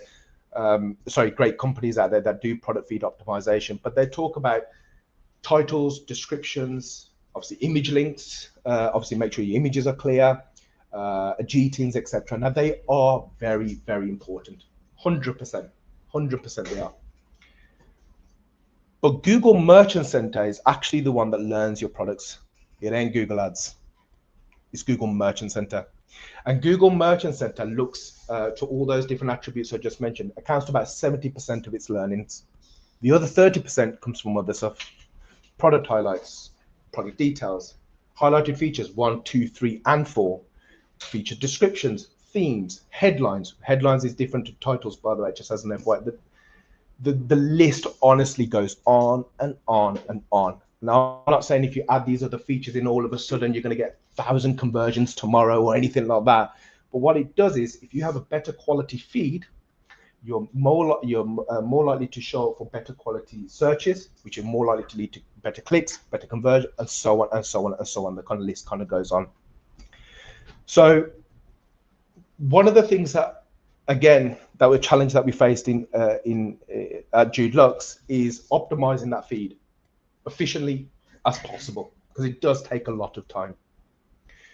Generally speaking, if a product has approximately if a catalog has approximately about 500 products, it can take, if you really sat down, I mean, really, really optimized it, just with all the attributes I just mentioned, left undisturbed, it will approximately take about a day to do. About a day. Data Leader will do it in about 2.5 minutes. Just that quick, like that. Obviously utilizing AI, right? We haven't got someone really, really fast to optimize it all, right? So by doing that as an agency, naturally that freed us up to focus on more better things, such as strategy, where to implement this, how are we going to scale this, pushing this campaign, segmentation, etc., etc. But it is very important to optimize your feed. I think there was a gentleman a moment ago that was talking about that they sell handbags, etc. So again, having in there like brand name, the color of the handbag, the style of it, you know, or the material of it, if it's made from, you know, good God, all the materials that my mind has just gone, like it's made from leather or something, yeah, it's made from leather, whatever it may be. It's all important to have those attributes in your feed, because ultimately, one, that's what the consumer sees as well. You know, is it a leather, is it whatever it may be, or crocodile skin or whatnot. As you can tell, I'm very fashion conscious, so I know a lot of that fashion. But it's all very important again, because you want to make sure that Google Merchant Center understands what your product is to show it at the right time and to the right people. So if you're showing a red handbag, but your title has black in it, obviously you want to change that straight away.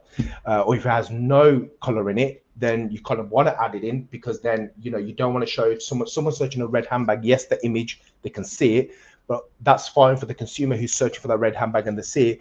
But if Google Merchant Center doesn't understand it, and someone searches for generically handbag or black or whatever it may be, and Google's going, well, Merchant Center will say, well, I don't know what this is, so I'm just going to chance my chance and just show this red one. And yes, you might get a click, but if someone's searching for a black or blue, or they definitely just don't want red, you just paid for that click. And that only might be 20p. Of course it might be. But then pennies soon start to add up, as my mum used to tell me back in the day. So you obviously want to make sure that it's fully optimized as best as possible. And this brings me on to profit bidding. Profit beats ROAS. End of story. That's just the way it is. I'm yet to meet someone, and thankfully the industry is obviously going in this way as well. ROAS, like I mentioned, is a yardstick that fits everyone. That's why Amazon bang on about it. That's why Meta bang on about it. Why Google harp on about it, and the list kind of goes on. Now, what you should be doing is sending back gross profit data back into your ads platform. So again, I'm just going to speak from a Google Ads point of view. By sending back your gross profit that you've generated back into Google Ads, you can do POAS-based bidding. So let's just say you have campaigns at the moment, and your target ROAS is 500% for whatever reason, right? It's 500%. What you're telling Google is go get me revenue, and I want 5 times my money back. Just if that's what it's essentially doing, is it's not taking into consideration going, well, you've gone out and got me 500% of my money back. That's fantastic. That's great. I want to keep scaling. But ultimately, on that sale, you've got to pay obviously VAT if applicable. Obviously, you still got to pay shipping to you before you get that product, before the customer buys it and sends it to them. Obviously, you've got labor, energy, and so on and so on and so forth. The list kind of goes on. So by sending back in the gross profit data back into Google Ads, that gross profit, all that is already taken all that into consideration. Your labor costs, your shipping costs, your COGS, your payment fees, VAT, and so on and so forth. The list goes on. So now you know your ROAS is now become your POAS, and your conversion value by conversion time is now your gross profit. So to work out your net profit, all you've got to do is conversion value minus spend. That's that. So you know, as a channel, this channel has made me X amount of net profit. And then you can break it down per campaign if you wish to do so. And essentially, you obviously tie that up with the server-side tracking. You get better data coming through, and ultimately much more accurate decision making happening in the account. But going back to that 500%, now Google's thinking. Now Google, by the way, and all these other channels, all they think is, well, it's still revenue. That's why I mentioned your columns in Google Ads or Meta, none of them was changed. It's just showing a different value. That's all it is, right? But he thinks, well, I'm still going to chase 500%. Now, on the other hand, you don't have to put a target ROAS of 500%. You can actually have it at 150%. Because what you're then doing is saying, hey, Google, or Meta, whatever, instead of 500%, go and get me 150%. Then it opens the floodgates. It's going, yes, that's exactly what I want. And it will go out, as long as obviously there's a deeper conversation. Make sure you're targeting in your audience signals. Make sure they're all there in your customer match list as well. So I'm assuming all of that's in there. But essentially, it will then start opening up and start doing broader targeting. So instead of it restricted it because it thinks, hold on, I've got to get a minimum of 500%, it will try to get a minimum of 500%. It's going, hold on, I can now get 150%, but it's getting 150% in gross profit. So can you actually target directly Emacs to look at POAS rather than ROAS? I thought you couldn't.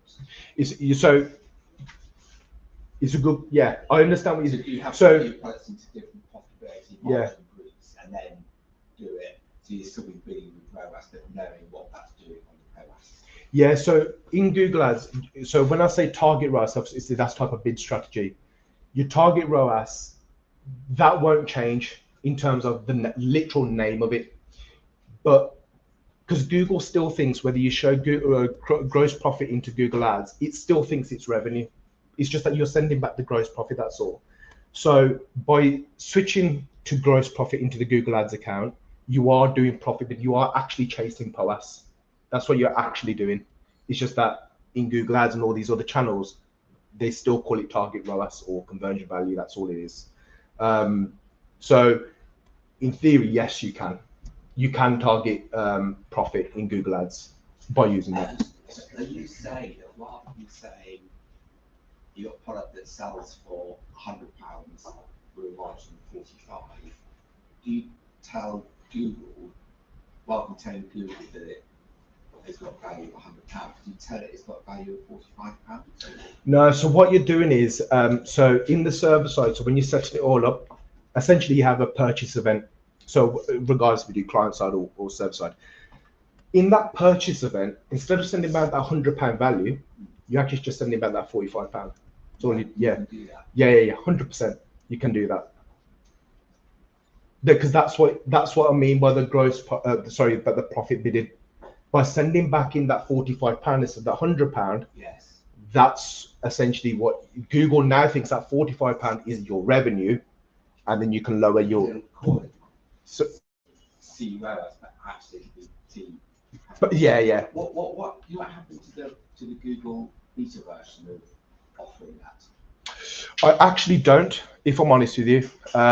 Google release a lot of betas. One of the best betas that I have at the moment, if anyone does creatives or does demand gen or YouTube, one of the best, in my opinion, one of the best things that they've ever released is comparables. So you can actually go onto your columns into Google Ads account and just start typing in, I think it's called platform comparables or called comparable platforms. It's one or the other. And then you can start adding them in, and you can actually start to see what that particular campaign is doing. But with regards to that beta, no, I don't. But funnily enough, I'm going to Google Dublin on 12th of September. The introducers then suddenly withdrew it after a few weeks or a couple of months, didn't they? Yeah, they did, yeah. So I don't know if it's coming back, if I'm honest with you. But we do have a couple of clients where they're on the joint business plan with Google, and that's why we're going on the 12th. So that's something that I could ask them. So if I find out any more information, of course, I know that you're related to Paul. Yeah. But with that as well, going back onto that, like I mentioned, just because a product is gross profitable doesn't mean it's net profitable, and ultimately, there's a lot of, I would choose my words carefully here. There's a lot of companies out there or providers out there that ultimately will say profit, but they're talking about gross profit. At the end of the day, what matters is when you're sitting down having your cup of coffee at the end of the month, how much money's in the bank. End of story. It's just that simple. And you know what I mean? You can't build a business on gross profit. Please, you guys are business, unless I've got that wrong, please tell me now. Yeah, thank you. No one actually, because I would really stuck then. Stop loss. Again, this was a really big challenge for us. So as you saw before, just shy of 1,800 to £311. I'm quite proud of this because I don't know how to say this without trying to sound big-headed. That was my idea. All right. No one else is here. It's all me. It's all me. No one else. No. So stop loss. It was a big problem that we had, and ultimately, I was like, we had clients that had God knows how many like products we had. You know, it's okay if you've got like 5 products, you can kind of figure it out very quickly. But if you start going over like 10, 15, and then you got to appreciate being an agency, we've got several other clients as well. You know, what you think is maybe 10 products or 50 products, whatever it may be, it's now thousands when you look at it from an agency point of view. So I was like, well, surely there's got to be a way, right? How can we kind of stop this from happening, or at least warn us that something's going on here? And how, you know, so ultimately, like I mentioned, stop loss. If a product is no longer net profitable or about to be not net profitable, we'll automatically pause that product. Now, we do have some clients that have loss leaders. You know, notoriously speaking, I'm not sure if anyone has kids here, but nappies that are sold at Tesco's and Sainsbury's alike are generally sold at a loss, because they know you might need to buy formula, you probably buy some bread, and so on and so on and so forth. And we do have clients that also sell products at a loss intentionally, because you might want to buy such and such and such as well. So stop loss allows you to override that if you want to, but the default setting is pause, as an FYI. By doing that, we have seen your budget be reallocated to products that actually drive money and profit. So let's just say your ad spend is £1,000 a month and you have 1,000 products, and let's just assume that 50% of those products are hemorrhaging money. Excuse me, they're not net profitable in any way. So stop loss will pause those products, 500 of them straight away. That means your total ad spend, the £1,000 that you had, is now being spent on the 500 products that are actually generating money and profits. So if you work to target ROAS, or now in your case target ROAS, yeah, then isn't it just going to halve the spend from £1,000 to £500? No, I mean, only an idiot would limit their budget by the budget limit on if it's achieving ROAS. Yeah, so what I'm referring to, so it won't like split your budget. So your budget will still be £1,000. It's just that, but you shouldn't be restricting your campaign by a fixed amount, should you? If it's achieving the ROAS you're looking for. Yeah. So that's 100% true. So in the campaigns, so now we're talking about like segmentation. So you might have 10 products in a particular campaign. Eventually, over time, Google will start favoring some of those products because it knows it can get money for them or whatever. What I'm referring to is going, that's okay, but what if it's chasing products or favoring products that are not net profitable? So you're hemorrhaging money. So we want to pause those products, or at least do something with them. And we want to allocate budget to products that are that can still yield net profit or are yielding net profits, basically. So the default setting is to pause them, but you don't have to. Like I said, you can override them if you want to. You may have loss leaders, or you may be seasonality, or whatever it may be. You can do that, but the default setting is to pause. One of the other features that stop loss does is that it will automatically pause that particular product for X amount of days, and then after let's just assume 14 days, then what it'll do on the 14th, or sorry, on the 15th day, it will start that product again and go, do you know what? I'll give you a second chance. Go out and try and find me money for that product. And sometimes that can happen. And if you start making net profit, then fantastic. Off you go. You don't need to be paused again. But if it does start to then lose money again, back into pause. And that's that. This refreshes every first of the month as an FYI. So it takes into consideration, obviously, your seasonality. You know, if you're selling ski shoes in the middle of August, chances are you're probably not going to make that much money from compared to when you start selling them in Q4.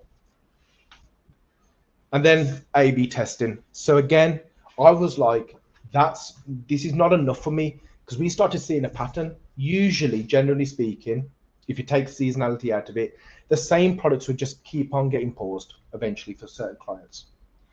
So I was like, well, why is this? Now, the possibilities could be absolutely endless here. Why is it being paused? Could be down to price, could be down to landing page, could be down to this, it could be down to that. But ultimately, as an agency, a Google Ads agency, getting paid from a client, I need to eliminate or try and figure out, is this a feed problem? First, we have to knock on loads of doors. Why don't we knock on this one first? So what Data Leader does is, it will look at the last 90 days, and if a particular product is no longer generating net profit in the last 90 days, it will automatically duplicate that product, re-optimize it, plug it back into Google Merchant Center as a primary feed, because you'll have to. And then what you can then do in your Google Ads account is segment out that campaign. So segment out those products into a separate campaign, and you can actually start to see if those new optimized versions of those original products are actually yielding money for you now. And what we find in some cases is that it is because of the feed. Actually, it wasn't as good. You know, so we then take those learnings from that particular, the new product, and then put it back into the control to see how we get on. And then this is just an example of what it will do. So this is the label that it will add, DL_AB test. And then what you can do is obviously click on the results to view the kind of differences. If it's still not yielding profit for whatever reason, and we can still see, again, you know, you'll have to view the results, but you can have a look at how many clicks it's had, how many impressions it's had. There's a bit of a bigger conversation for that, but you can then start to go, okay, well, we're still getting the same amount of traffic, if not in some cases more, but we're still not profitable on it, or we're still not getting enough conversions, or it might not be enough conversion value, whatever it may be. So that opens up, obviously, could it be to do with the price? Could it be to do with the CRO and so on and so forth? But the point of it is going, okay, well, we've knocked on the feed door, so to say, and we know that's not the issue, or that is the issue, whatever. So you can kind of work it out from there. And then you can look at other avenues such as your A/B testing, your CRO, which I know that Adam will speak about just after this as well. So again, some of the case studies that we have. So it was one of the challenges that we wanted to eliminate was essentially wastage in the account. So when we typically take over a Google Ads account, one of the first things that we want to do is go, this is great. You're probably making money, or you're not making as much money, whatever it may be. We need to stamp out the wastage in the account as fast as possible. And that's typically from products that are not yielding, like I've mentioned, any net profit.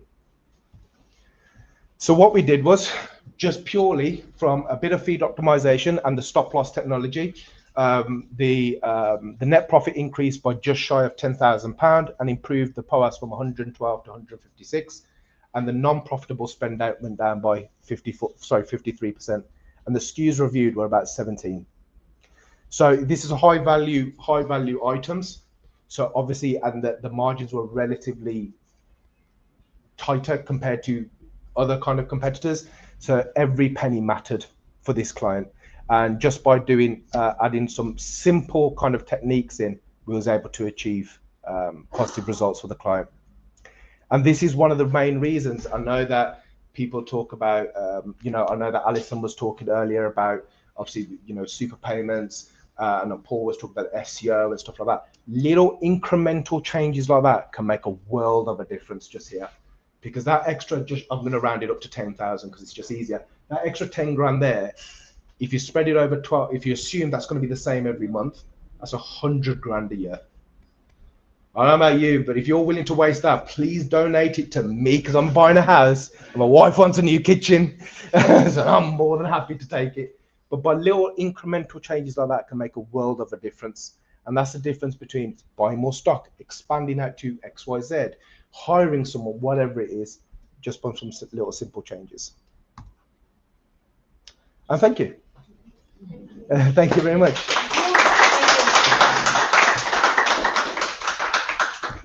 I know I've rambled on quite a lot. Is there any questions or queries or anything like that? Brilliant. Thank you very much. But if you do come up with any, feel free to reach out anytime. And yeah, thank you very much, guys. Cheers. Cheers. Yeah, so we'll take like 10 minutes or so, and then we'll go coffee and we'll crack on to the last one. Thank you. Thank you. Cheers. Oh, thank you.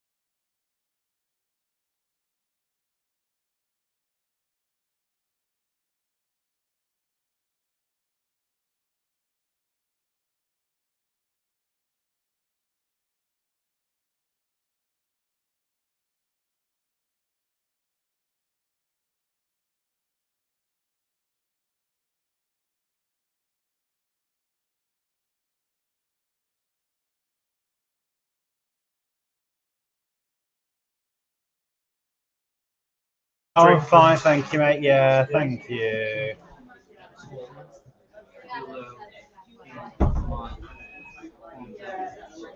Don't be afraid.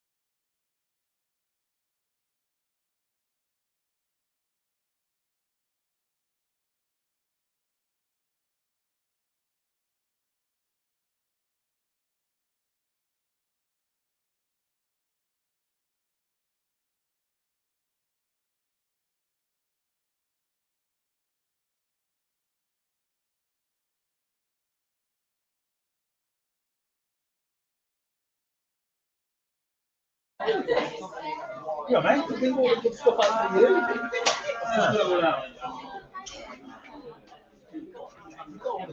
Mate, that's like that reminds me of like after swimming. Yeah.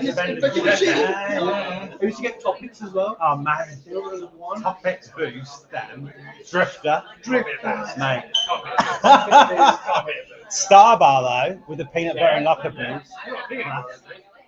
I used to think that if I had a boost bar, I was fucking idiot. My parents must have thought I was like, I feel it. No, but I remember that, and I reckon it was the advertising because you and I must be similar ages. Yeah. So I reckon that was the advertising. To make you think it was a bit like a red bullet equivalent. So when your mum puts wine and spaghetti, it's like, oh, bloody hell. Yeah. Absolutely right. Yeah, that's what I think. I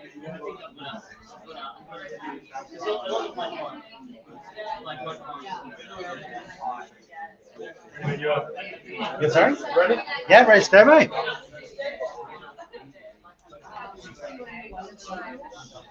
Sorry, guys.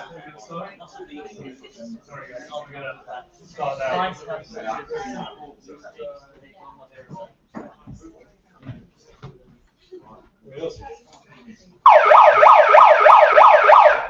Hi everyone. That wake you all up? Good. So before I get started today, I've had a really good day today, but the last time I came to London, not quite so good. And I went to this conference about internationalization of e-commerce, and as exciting as it sounds, it actually was.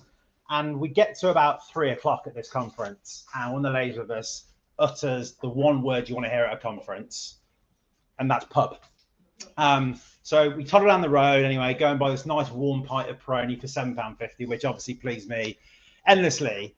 But during the day, I've met this guy called Dave, and you always get a Dave at an event. And realistically, like this person, they can be a little bit jarring. And Dave actually got a special mention in my branded notebook from this event because he was a bit of a knob. And the reason he's a bit of a knob is because when I first actually got introduced to him and he held out his hand, he says this to me after I say, so I'm Adam, I'm the co-founder of a CRO agency. And Dave literally looks at me like this and says, oh, yeah, all that CRO button changing stuff. Yeah, that's a good way to make a few quid. And I'm like, yeah, Dave, that's exactly what I do. And obviously he gets a slap on the back from all the lads in the pub. And I'm like, yeah, that's me. That's basically me sorting out buttons all day. Yeah, that is what I get paid to do. So with that, I get pretty angry. I tell Dave to piss off. I punch him. I then get bunned off in the police car. And then, yes, some of that was made up. Okay, so obviously I don't drink Peroni. But the point is, guys, I wanted to sort of like tell you this silly story because ultimately, when it comes to thinking about CRO, which was what I want to tell you about, these are some of the main misconceptions about CRO. And what I want to do today is for you guys to say, look, practicality, what does CRO mean? How do we do it? What sort of shit should we be doing? And what sort of shit shouldn't be doing? Sound fair? Cool. So before I get into that bit, my name is Adam Pearce, as I said, and this is the how-to guide on what to do, when to do it, and also what to expect. Hi, webcam. Have we got any comments yet? Is that? Not yet. Bollocks. Okay, I'll carry on. Anyway, some of you might have thought, look, is that James Corden's better looking younger brother? It's not. My name is Adam, and what I do is I'm the co-founder of an agency called Ecommerce that I set up with my brother-in-law about 9 years ago. Now, what we do as an agency is that we work predominantly with Shopify brands, but we also do CRO for brands on custom platforms, Magento, whatever it might be, and predominantly working with brands in the UK and the US. Our thing, really, our stick, if you like, is that ultimately we want to get retailers, customers, buying now, buying again, or buying more. Those three simple things that probably all of you in the room want to be able to do. So that is what we do. And obviously, we've won awards and all that kind of shit that put on these slides. But look, if you need to see that, that's all there. And we'll quickly move on. So step one. The thing with CRO is, and I'm sure, look, some of the other agencies and some of you in teams can probably attest to this, is that in e-commerce, we have this very positive idea of, look, let's go and start doing stuff straight away and we'll do this and we'll do that and the other. And you kind of get to that point, you're like, why are we doing this? Has anyone had those kind of conversations 3 months, 6 months into a project? And look, in all honesty, it happens exactly the same with CRO, because the thing is, like, you probably, all of you, either in your own mind, if you're the founders, or if you are an e-commerce manager or a director, you've probably got these three things. Look, getting people to buy when they come onto the site, get them to buy more, or actually getting them to buy again. So before you can kind of get to that point of saying, well, what do we need to do? Which one of those three things is most important to us right now? And equally, are those three things going to be really important in the same way as they will be now in 3 months down the line? So you've got to kind of keep revisiting that and seeing, is that still the case? Now, the question for you is, where are you now? And a lot of you going, oh, I don't bloody know, like, I don't know, somewhere in between, maybe a little bit of this or the other. But I think, you know, if you look at this diagram on here, which we call the buy trifecta, because it sounds cool, but ultimately it simplifies the situation for CRO, doesn't it? If people aren't buying, well, it's probably because your conversion rate is lower by now. If customers aren't spending enough, i.e. your average order value is lower than you want it to be, or finally, if customers hardly ever return and your retention rate or purchase frequency is down, the buying again piece is probably not where it needs to be. And that white blob in the middle, that's basically what CRO is for us. We are trying to make sure where there is overlap that we are focusing on that white bit and making sure that you guys and brands have got what they need. But the thing is, what you are going to do is find out exactly right now where you are. And you're going to do that by going to this URL, benchmarks.blendcommerce.com. Now, while you do that, grab your phone out, grab your laptop out, whichever one you want to do. This is an AI-based tool that we have built that will give you an assessment on your store. Now, it will work for the vast majority of you. Some of you might have restrictions in terms of your sites and what data or what it will allow to us to crawl. But what this tool does is it will give you the opportunity to get some benchmarks, first of all, on buy now, buy more, buy again, as well as giving you some recommendations of some of the things that you could look into from a CRO perspective. Now, it takes probably just kind of like a couple of minutes to fill it in. If you're watching on the webcam as well, guys, benchmarks.blendcommerce.com. Fill that in. I'm just going to have a little wander around and maybe play some hold music on my phone for a minute or two, and then we'll come back to that. Just once you've filled that in, just leave that on your phone and it will do the work in the background. It takes about a minute and a half for it to actually produce for you. So I'll just give you a second just to fill that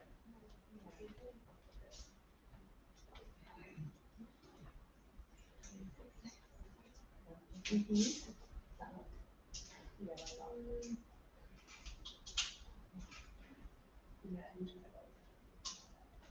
And none of your data is stored in this, just to clarify that.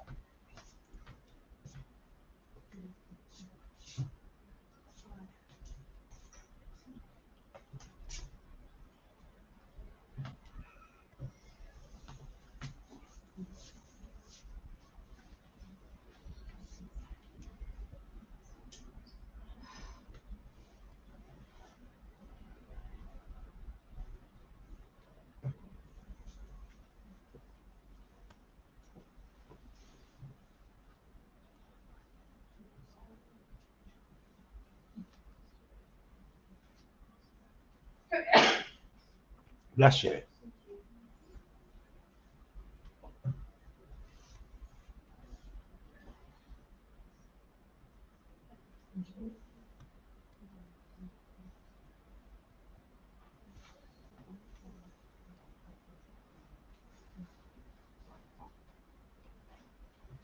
If you don't know the specific figures at the moment, just put in what roughly you remember it being last time you checked. It's going to give you some pointers about kind of where you are in comparison to your industry peers as well.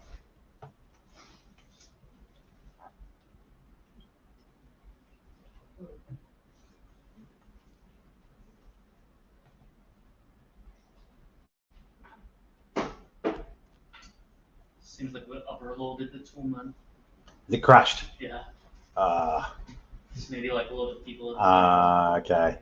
Well, if we're not successful with it, then we'll just take a picture of the slide. Yeah, we'll send it around afterwards as well. Okay, cool. Thanks, Paul. So we'll come back to that a little bit later on. Now, that's the first part. We need to kind of work out where we are, and you can do that on different varying levels of information and data that you've got. But the question then is, well, if you've worked out, is it buy now, buy more, buy again? What do you actually need to do on site? Now, the thing is, I talk to a lot of e-commerce managers, and I hear this term about a gut feeling. Has anyone ever heard of this before? Yeah? There's a few people laughing, so okay, you get it. But ultimately, again, look, this is the thing, isn't it, with business? And it's a hard one to kind of balance. There has to be that element of gut feel in business. That, as an entrepreneur or a working entrepreneurial company, it's got to be there. But there's also got to be a bit of a balance of, okay, well, what are our customers actually doing rather than what we think they're doing? And that's always a trade-off in companies. But the one thing that I hear a lot is like, look, our product bundles on the site, they're shit. People aren't buying them, okay? And that's where the AOV is crap. Okay. But to work that out, we can do a few things to validate that. Now, the first one is that we can use heat maps. Now, I'm sure some of you in the room have used Microsoft Clarity or have used Hotjar. And what you would want to do here is, using these tools, get about 2 weeks worth of data. And what you will then do to answer that gut feel question would be some of the questions that are here. So, for example, what percentage of visitors are actually even interacting with that product bundle functionality that you guys have got on site? Secondly, what proportion of visitors, when they've interacted with that, piss off and go somewhere else? Or thirdly, what actually happens when people do interact it and then go through beyond the site and buy? So all of these different journeys off the back of it, you will then start to be able to see some patterns evolving to then give you a gut feeling of, okay, well, look, are our bundles crap? Or is actually the way that we're presenting the information, or actually the context of the text that we're giving to them on that screen, that might be having some kind of issue? The second thing is well, GA4. So look, what is the specific conversion rate with bundles? conversion rate by traffic source of bundles. We see this all the time. Your meta traffic versus your organic traffic versus your, in some cases now, ChatGPT traffic, they are going to have very different journeys depending on which of those different sources they come from. And equally as well, then things like abandoned cart rate, let's not now look at it as an overall piece. Let's look at it as a specific source for that particular traffic, as well as for that particular product. So we just would then say, drill down, drill down, drill down to try and answer that question. And then last but not least, there's a really cool app called Kui. What Kui does is actually does some of the analysis for you in terms of your full funnel from actually your ads all the way through to the landing page, and will give you some recommendations on what you can do to improve the profitability. Well, I'd say most of the time, the return on ad spend. I would love to say, like G mentioned, out to profitability, but the performance, I guess, in the sense of those ads. Now, what you might be saying in your mind is, and I'm sure Paul is thinking this, and I've used a cheeky picture of Paul here, where his hair was a little bit longer, just a little bit. Paul might be saying, yeah, but what about a real example? And I'm sure some of you are saying that. Well, what I'm going to do is give you this one now. We worked last year with a gardening brand in the UK, and what we saw with them is that they had a situation in their data where we could see that, number one, in Shopify Analytics, PayPal was the method of choice. The second thing that we also saw is that the LTV of PayPal customers was a lot higher than the second best choice in terms of payment method. So what we're saying there is we've used a little bit of that data. Off the back of that, then, all we're going to do very simply is replace those credit card logos with the PayPal. Fairly simple stuff. Off the back of it, 16% increase in conversion rate. So a lot of the time as CRO, the things that we're doing technically, developer-wise, not really that technical. It's more the fact that time needs to be spent on digging down into data to be able to then work out what it is that you need to do. Now, was anyone able to get a result from that link that I sent earlier on or no? Or just you were okay? And what was your result? Where were you in terms of the buy? It said it was fantastic. There's no room for improvement. Beautiful. It said that.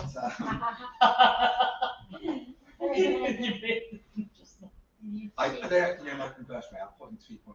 It's yep. The average is 3.85, but it could be without 3.85. I don't know. Yeah. Our average order value was low. I mean, it's obviously, it was comparing it with premium quality accessories or something that were 85. It said 97 is the average. And I thought our returning customers is 16%. And then when we look at the past, it's been 12%, but it's been a fast growing website. And, 16% is probably generous at the moment. It's suggesting that should be 23%. So it's showing that all of those areas there is potential to improve. And I'm just reading the summary rather than listening to you because it's quite a long executive summary. Good stuff. I mean, look, there's a lot of information on there, and I think, look, would you say that was kind of what is described there, kind of pretty much what you'd expect, or any sort of surprises on based on what you've read? I mean, it's always difficult to compare us because we're doing sort of premium products, brands, we like to do the accessories from Barber, we do the products, kitchenware, and find our own brands. Yeah. We offer personalization as well. So it's hard to find direct comparison. You get other people that are sort of focused on maybe cheaper personalized gifts, like giftspersonalized.com. People like maybe more markets of level goods, but like Aston or London. So there's not directly comparative. But I think those figures are probably fair. We're well aware that we're probably not doing a good job on getting customers coming back to us. That's why I keep. That's why I'm here today. Paul asked me to catch up, but it's we can't keep pouring money at Google. It's just going to get more and more expensive. You're going to get diminishing returns. So if we're making total money now, we lose money if we keep pouring money at paid Google. So we've got to be smart. We've got to be smart on SEO. We've got to be smart with CRM. We've got to be smart with retaining the clients. And I'm sure that applies to everyone. In a tough economy, which we're going to have at best for the next few years, you can't just spend your way out. You've got to be doing everything's got to be much more optimized, just looking after that customer. No, I completely agree. And I think, what's definitely, I think, changed over the past 12 months to 2 years is that, you know, look, and some of you may have experienced this, is that there is sometimes a misconception that, look, you can do PPC for 12 months and then you leave that, and then you do SEO for 12 months and you leave that, and so on and so forth. And I think it's a little bit of everything. And obviously, look, I would say that, wouldn't I? Because I am one of those agencies, but ultimately at the same time, you know, I think even Chris this morning, one of your business partners at G Lux, he did a post about, you know, the fact that, look, ultimately they are focusing on PPC, but as much money as you throw at that, if the site's not converting, it doesn't really make much odds to your bottom line or your net profitability that G talked to us a lot about. So just some kind of food for thought on that one. Now, the other point then is, once we have looked a little bit at this, what or how are we going to decide what to do? Now, does this represent anyone else's theory on their website? Throw some shit at the wall and see if it sticks. I've seen it plenty of times, and I have actually signed a new client this week who uses the exact phrase with me: we have been throwing shit at the wall for far too long. And the point is, I do not want you to do that. So how the hell do you avoid it? Now, what I would recommend is, and if you connect with me on LinkedIn, I will send you the sheet on how to do this. We use something called PEPT. Now, if you imagine, if we're looking at a site, we look at Google Analytics, we look at your data from Magento or Shopify, whatever it might be, and we look at Hotjar. Off the back of that, we will then have some hunches off the back of what we've seen, and we can validate that with different bits of data. So we might have, for example, 100 recommendations for a store. Jesus, we haven't got time to do all that. No. So what we've got to do is we need to prioritize those things, and we do that with this thing called PEPT. So proof, in the sense of, look, what evidence have we got that this thing actually works? How many times have we done it before with other clients, or how many times have we done something similar internally in the business to give it a score out of 5 that would make it stronger or weaker in terms of P? Ease, in terms of, look, okay, level of complexity. Is this something that's going to be really tough to do? Are we going to need to bring in external help to do it? And then in terms of cost, well, cost in terms of time, but also, do we need apps for this? Do we need external providers? There is always going to be an element you need to think about with that. And then time, obviously, in terms of how long it takes to implement it and get it ready. But importantly, impact, what will the actual uplift be? Are we expecting a 10% uplift in AOV, or are we expecting a 2% uplift in conversion rate?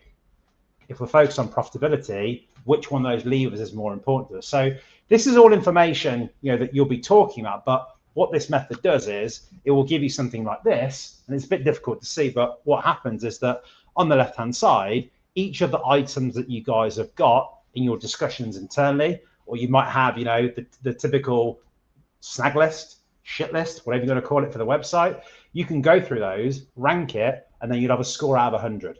Goes from 100 all the way down. You can then know which is the highest priority to then implement from an A/B testing or an implementation point of view.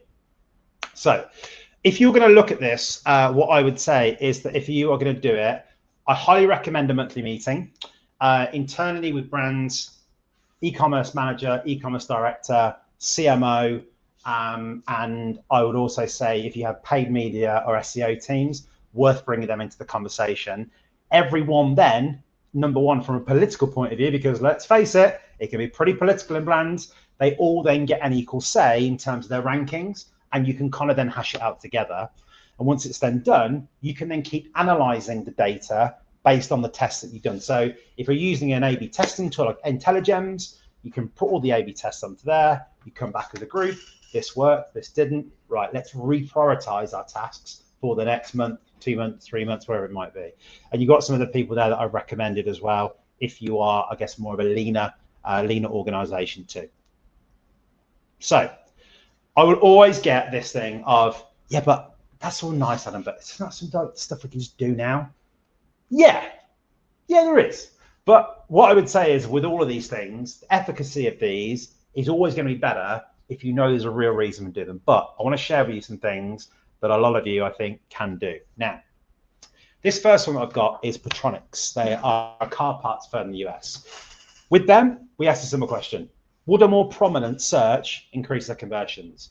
To do that, we wanted to expose a search on mobile. So all we did is this. Left-hand side, original site. Right-hand side, new site. Expose search at the top. What happened? This. So this is something I think we have run this now 16 or 17 times in the past 12 months for different clients. Every single time there has been a positive uplift. Two benefits of this. One is that you get people searching, discovering products more easily on mobile, because if you have something like this here with a little magnifying glass, who the hell is going to be able to click into that? Have you seen the size of my thumbs? Secondly, though, the more people you get using the search, the more you learn as an organization. And I'll come back to that bit in a little bit, but that's one of them. Jackson's chips. Now, GA4, what we're seeing there is actually the search was showing the name of the product and ingredients. So what it says to us is, we are not displaying this ingredient information properly or in a way that customers are getting when they see it on site. So let's actually test doing detailed accordions rather than a massive text that they had. So that's what this one looks like. On the left-hand side, you can see here, general description of what's there. Hard to find that bit of information you're looking for, resulting in customers going to search, trying to find the product there. We don't ideally want them to have to do that. So put them in accordions, make it easier, ingredients easily listed, 15% increase in conversion, 6% up on add to cart. So again, relatively small change, but big impact. Sports nutrition brand. Who likes GDPR and cookies? Okay. So look, the thing is, we've all been there, haven't we? What app should we use? Where should we put it? Da, da, da, da, da, da. We had this brand that we worked with in the UK and Ireland, and it was causing them serious bounce issues. So what we had originally is the kind of stock standard from the app that we were using, big fat pop up in the middle of the screen, which pisses everyone off, and I keep seeing it all the time. So what do? Very simply, try at the top, try at the bottom. This really is rocket science, isn't it? No, it's not, but you get the point. The thing with this one is, off the back of that, we saw top one, 22% decrease in the bounce rate, 30-odd% increase in conversion rate. So I'm sure, looking at all these things, these are all things that you guys could try out and do. But again, I'd always recommend looking at the data. Now, Paul said to me, can we pick on someone in the audience? So who's it going to be? Anyone nervous? Is she here? Huh? Is Madda here? Madda? From Rewind? No? Probably not. Okay. I never met her in person. Ah, okay. So she's not here, but that's fine. But they're allowed to speak about their website. Perfect. So yeah, Paul has spoken to one of his clients, and this is one of their client sites. Now, what I wanted to do here is kind of walk through, again here, nothing data backed here, but looking at the site based on best practice, things that I know and things that we've seen before, then here are some of the items we would do. Number one, we see it again, expose, search, and mobile. That one I will skip on from because we've already covered that one off. The other one that is, again, a very common test, and I'm sure some of you might recognize this, on your product page on mobile, you might have these kind of like dots, these kind of breadcrumbs. We found a lot of the time is that when you actually include these as images here, your customers are actually shopping with images at that point. The next level up from this is, I would say, include in here video content. If you're using Shopify, you can use an app called VideoWise. What VideoWise does is allows you to have the videos in here, but equally, when you click on it, there will actually be a call to action button on the video. It makes all of your videos shoppable. The other thing that VideoWise does, and I really like this feature, is in the background, it will scan all the social platforms where you guys have been tagged. Any video of you tagged, it will say, hey, we found you on YouTube, tagged by Paul, tagged by Adam. You can then select that video, and you can then have that video on your site in a different section, wherever it might be. So social proof, trust indicators, your own content influencers, VideoWise is a great tool to use alongside that. Surface key proposition information above the fold. So what do we mean by that? What we mean is, ultimately, if you are scrolling on a mobile site, we need more information higher up. Now, with Madda's site here, what we can see is that, look, you have to go quite a long, deep scroll, 2.5 scrolls, to get to the key product information. That image is taking up a lot of the visual real estate in terms of there, probably sort of more than 50%. We would want to shift everything up to make sure that people are actually seeing the right information they need. So that's another one, again, that you would be able to validate with those heat map recordings. A little bit more here about making the add to cart button prominent, and as well also some stuff on the urgency side of things. So urgency and scarcity is always one I think that kind of freaks people out a little bit, because it can feel a little bit spammy, can feel a little bit cheap. But what I would say, you know, with urgency is it is more about, you know, sort of that honest urgency of, look, order now to get shipping tomorrow. Or, you know, if you have stock levels and, you know, having true reflections of your stock levels, showing those on certain products. If you know you have products that are, you know, in demand and actually you don't have a whole lot of stock of them, tell them there are 3 left. There are things like that you can do rather than kind of, you know, having the pop-up saying, Dave in Upton Snodsbury just bought this one. You know, okay, I know, look, I'm sorry if you've got it on your site. I don't like them. I don't think they work, but hey, that's my opinion. However, moving on. Guarantees. Now, this, do you know what? This drives me mad, right? Brands have great guarantees, have great trust indicators, have great case studies, all that stuff. But on the product page, where are they? They're not there. You're still expecting some people, and I'm saying you, it sounds a bit aggressive, sorry, but some people are still leaving those elsewhere on the site. Your homepage, frankly, most of your customers, especially those coming from Meta, probably don't give a shit about your homepage. They're never going to go to it. They're going to look at your product page and they're going to be evaluating you, doing their due diligence on you based on what's on your product page. Bring that in. It can be a small icon. It can be a small piece of text, like you've got here, just below. Showing that information very quickly, get them to validate, okay, this is a trustworthy company. Yes, I do want to buy from these guys. The other ones that we've got in here is sticky add to cart button on mobile. Pretty simple one to implement. But all this means, again, is that any point when they are scrolling through your page or through your site on mobile, that add to cart button is literally only a thumb move away. They don't have to scroll back up, scroll back down. You're making it easier. In terms of experience, it's easier to shop. And then the other one as well is the expand your related products section. I think, you know, with related products, there are some great tools there and there are some really bad tools there. You've probably all seen it yourself. You know, has anyone ever bought anything from Wayfair, a kind of homewares company? I don't know if anyone's ever shopped with them. You know, I get emails. I bought a rug from them about 3 years ago. I get like emails and I get ads about like garden tools. Where did you get that from? I just don't understand it. And it's the same with the site. So building out those recommended products, you know, there are some great tools out there like Rebuy, which help you kind of do more curated upsells, cross sells, but give more options in case they don't go and buy that core thing that you're trying to sell them on that product page.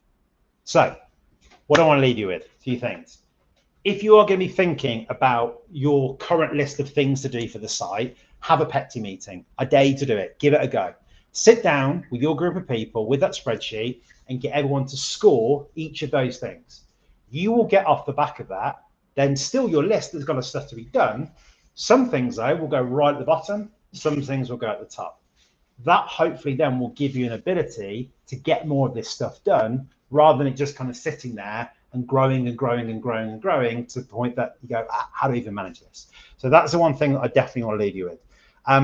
If you would like me to send you a copy of the PETI spreadsheet that we use at my agency, I'd be more than happy to send that to you. I think the slides are going out afterwards, and I will also resend around that link that I said before. You know, look, AI is a wonderful thing, but as we saw today, it don't always work just yet. And I've got a few of the cool AI tools that I can share with you that we've built internally.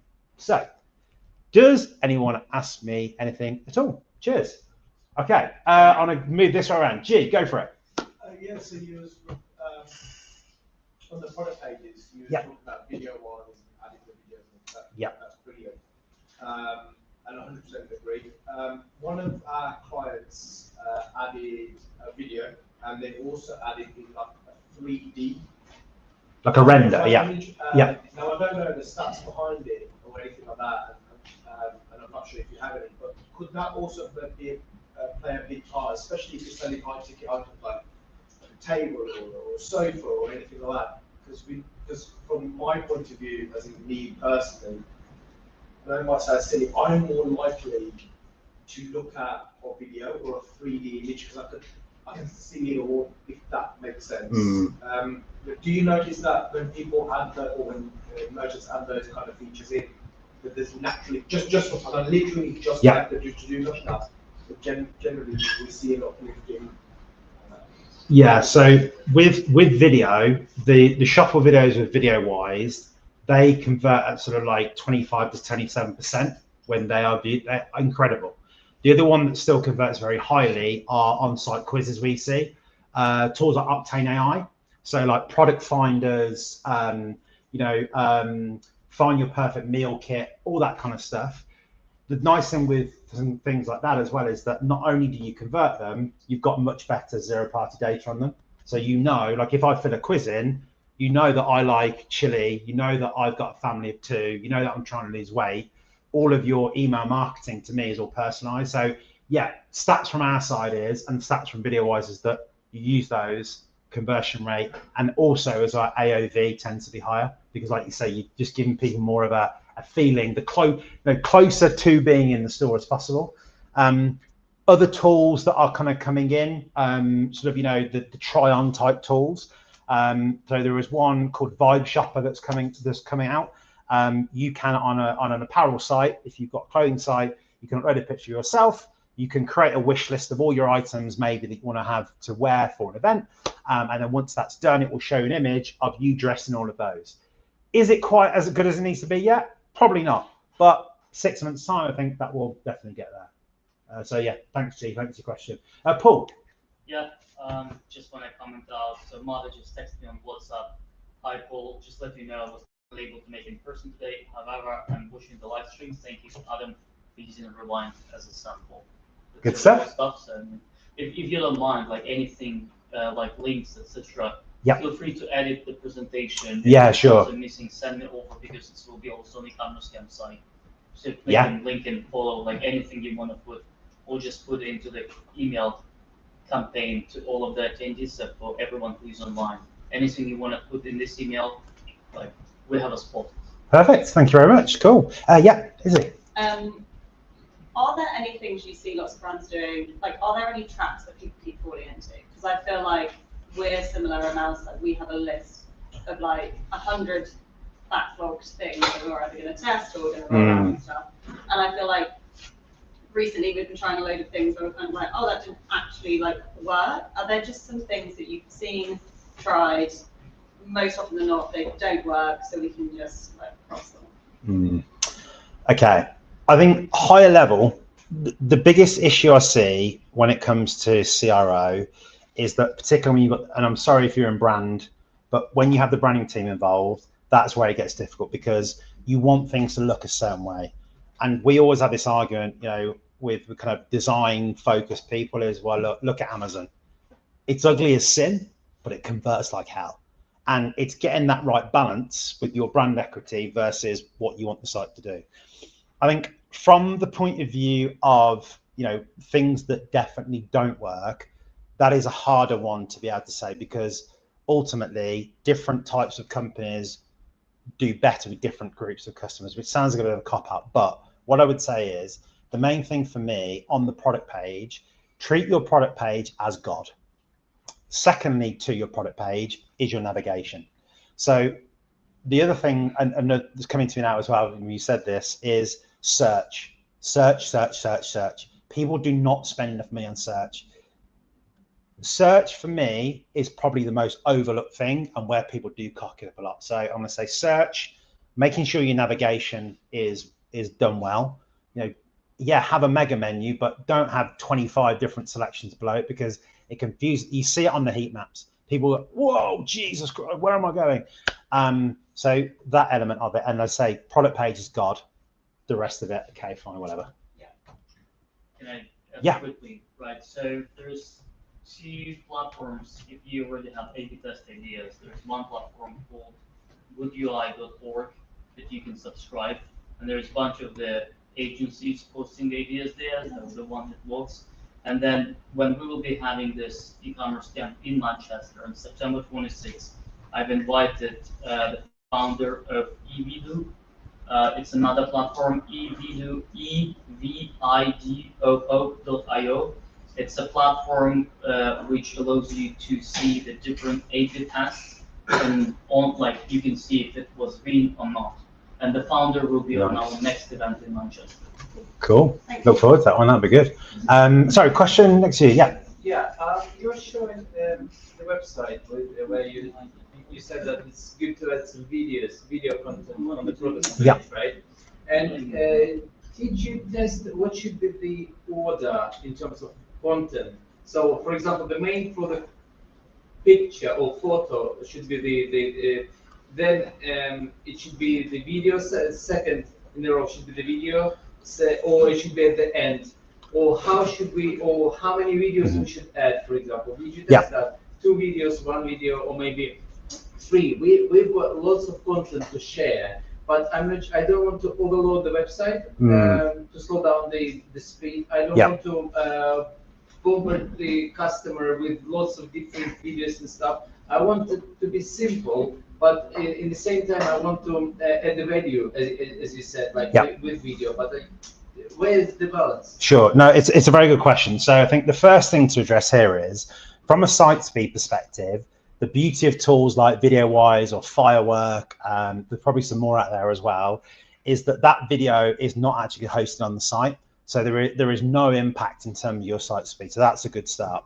From a video content point of view, we tend to put the video, if it's an explainer video, i.e. showing you how to, like for example, we have one client who is a baby's buggy company. As you probably expect with that, how do you actually unfold the damn thing? That's the kind of the biggest question in mind. Second video in, this is how you unfold it. Ah, right, okay, I'm fine, no problem. Which is the kind of shit that I needed as a new dad, 6 years ago. Oh, what do I do?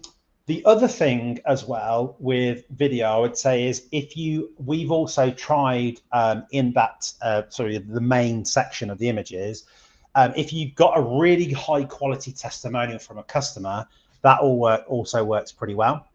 But on the images front, I would also like to show you, and I hope they're still doing this, some friends of ours, Absolute Collagen. And if anybody's a beauty brand or a wellness brand, I'm doing an event with these guys in Birmingham on the 17th of September. Please let me know and I can get you a ticket for that. Yes, so they have started doing this on their images, and it's becoming more common now. And I've seen it on a couple of tests that we've run, is whereby you are using these kind of annotated images. They are now doing very well. Like I said here, so I've been using this now for a good 3 weeks. Video here. It's also telling people how to use the product. They're using, obviously, Emma Willis as their influencer, so that kind of adds to it as well. But so the key sort of, if you like, USP of the product, rather than losing it in the text, just whack it on a picture.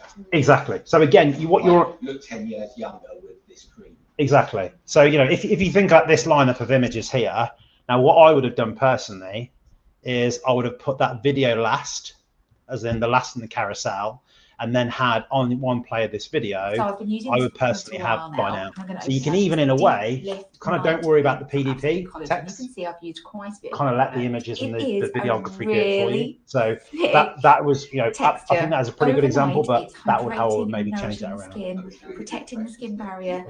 It's a beautiful product, and I'm loving using it. Younger people, do people read the text nowadays? I think look, we're different masses of different people. We want people to read it, but equally you want it to be discovered by Google, and now want it to be discovered by LLMs. So in terms of making sure that the video content is found, this is also being prioritized by AI now. So video content is also a great way to try and rank. Sorry, I think I had another question. Sorry. Speaking about the good practices. We're moving forward so fast, and something that was really good, and everybody was suggested on YouTube educational videos or anywhere, or to implement certain practices on the website 2 years ago. Today it could be no.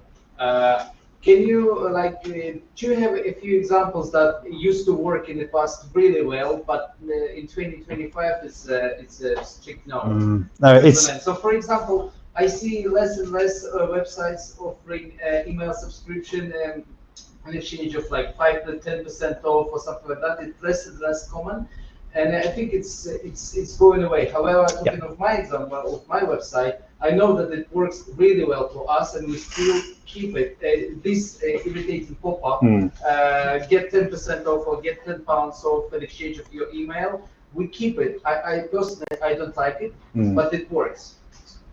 I would say, look, in terms of email sign-up specifically, my recommendation would be here is that if you are finding that you are not getting good levels of sign-up with that, but equally as well, what is the value of that customer that you then get from that sign-up?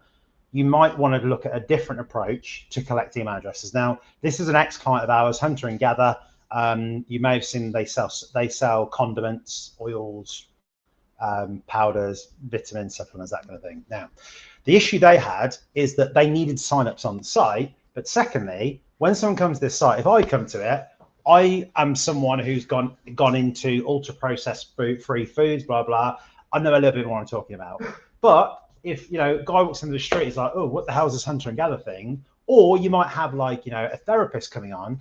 The customers, they come stumbling into their online shop, they're all over the place. How the hell do they know what that person needs? So what this was done with something called Octane AI. And what Octane AI does is gives you an opportunity to do a quiz on site, as you probably expect. All this information can then be selected as we go through. And what is happening, and the beauty of this for me is, not only are you at the end, as you'd expect, going to get some recommendations of products to buy, if you are also using Klaviyo, all of this data will sync with Klaviyo. So now the record for me as Adam Pierce, and because I've done this before, it hasn't asked me for my email address, but my email address goes in, your welcome flow to me could be, hey, check out our new barbecue flavored products because I've selected barbecue. That's all dynamic. You don't have to do it yourself, but you just need to set up to start up. So I think that is something that I would say, you know, the 10% off the sign up is less compelling. This is a good opportunity to kind of do something a little bit different there. So what's that recommendation? It's called Octane AI is the name of the tool. There are other quiz solutions out there. It's just that for me personally, we've used this one countless times. I think the other kind of side of this too, in terms of that, this kind of like whole data collation piece, is you might also want to just actually do what I would call dynamic pop-ups, where you can maybe ask 1 or 2 questions. So if you have a pop-up at the moment and it's 10% off, maybe under that, ask them what their size is. What size you generally take for your shirts? Great. Medium. Right. Every single email, I'm only sending the product that we have stock for medium. So you can kind of work up to this level, but you don't need to go full pelt with the quiz straight away. So hopefully that's something. But get in touch with me. I can give you some more thoughts on that as well. Questions, Sarah? Yes.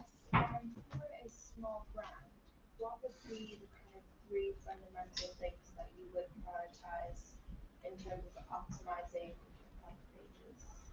And what product, kind of product do you sell? Sorry. So it's men's tailoring. Okay. Yeah. Great.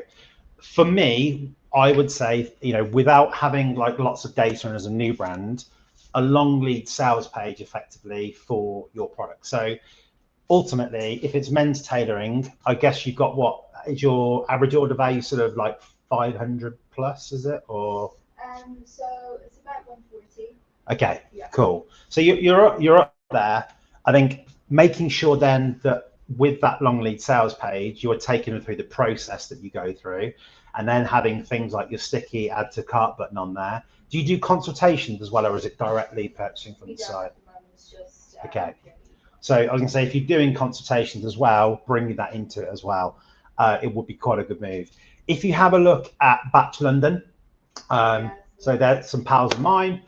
We don't work with them, but they are kind of doing that sort of long lead style page for their suits.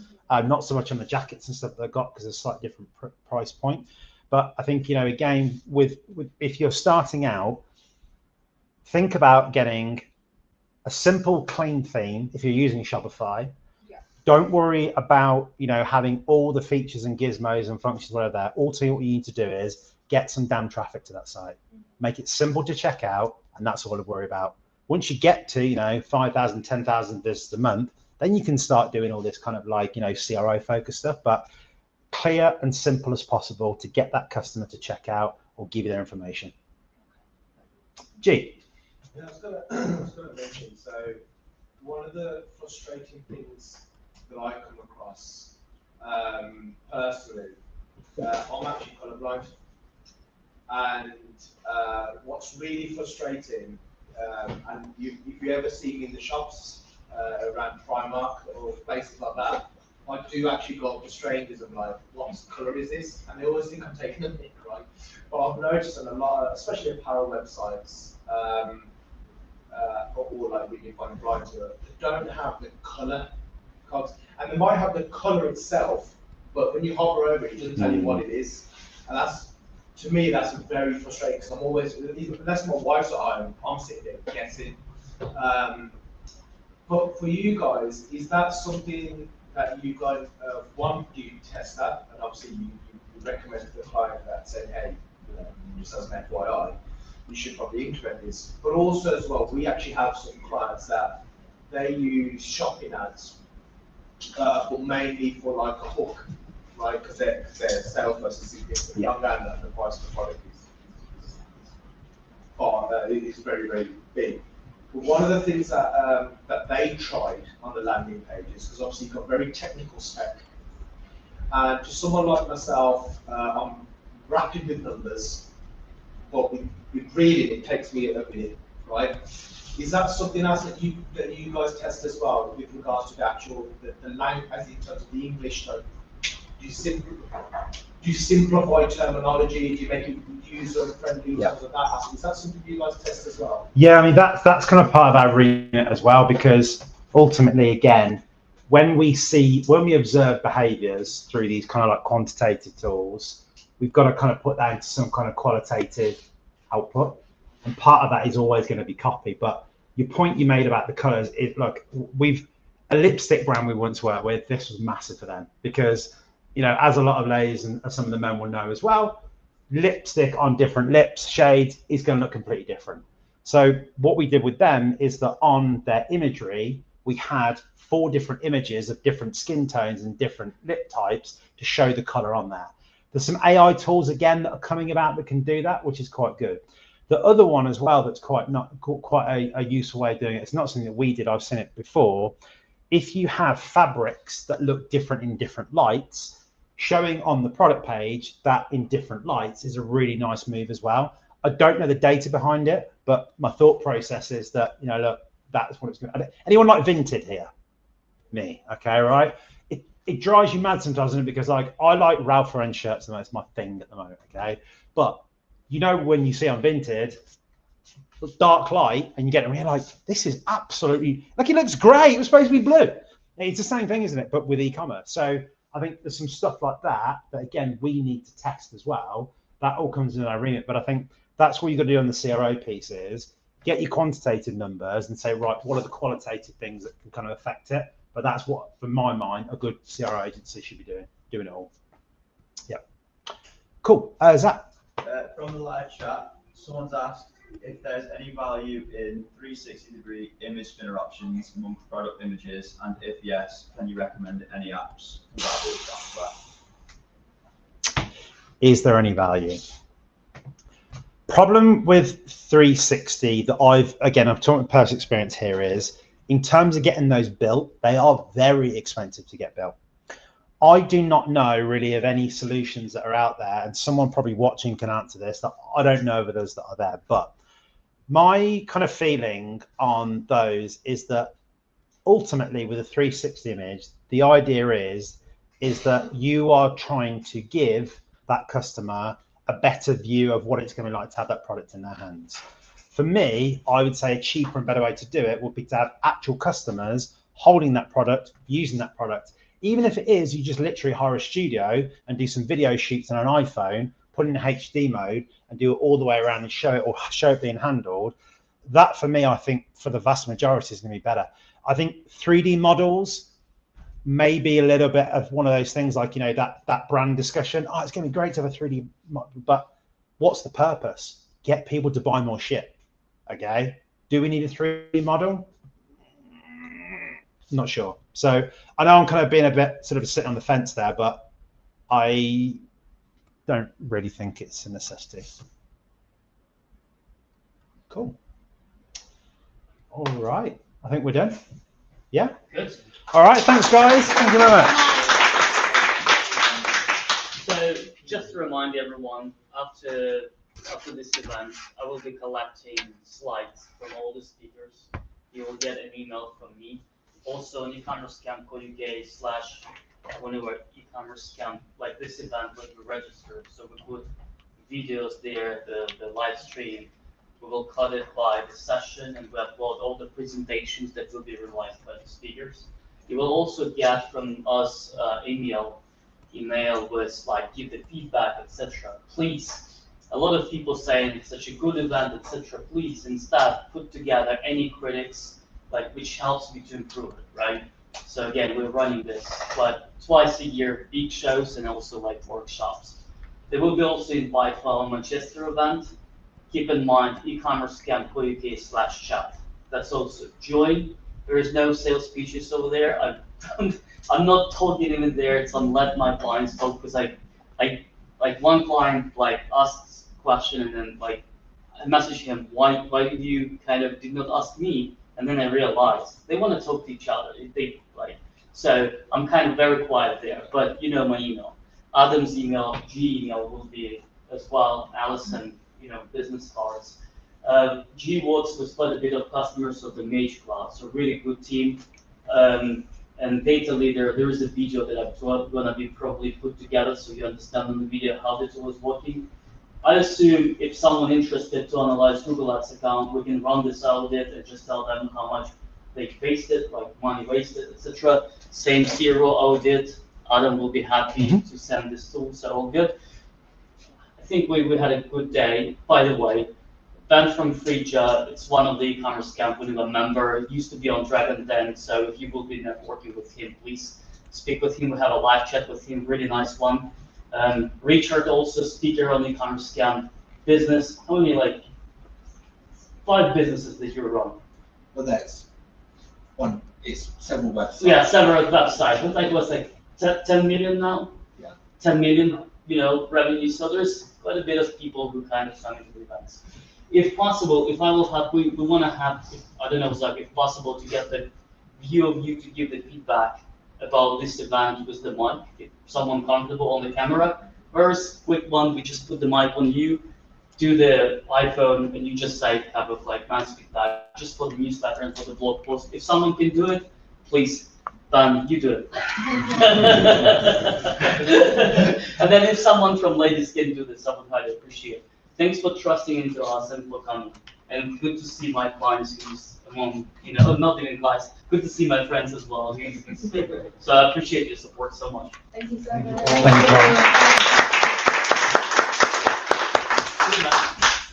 Anyone that wants some drinks, we're going to be heading up to the roof terrace with a wine, beer, and some soft drinks as well. So you're welcome to join us.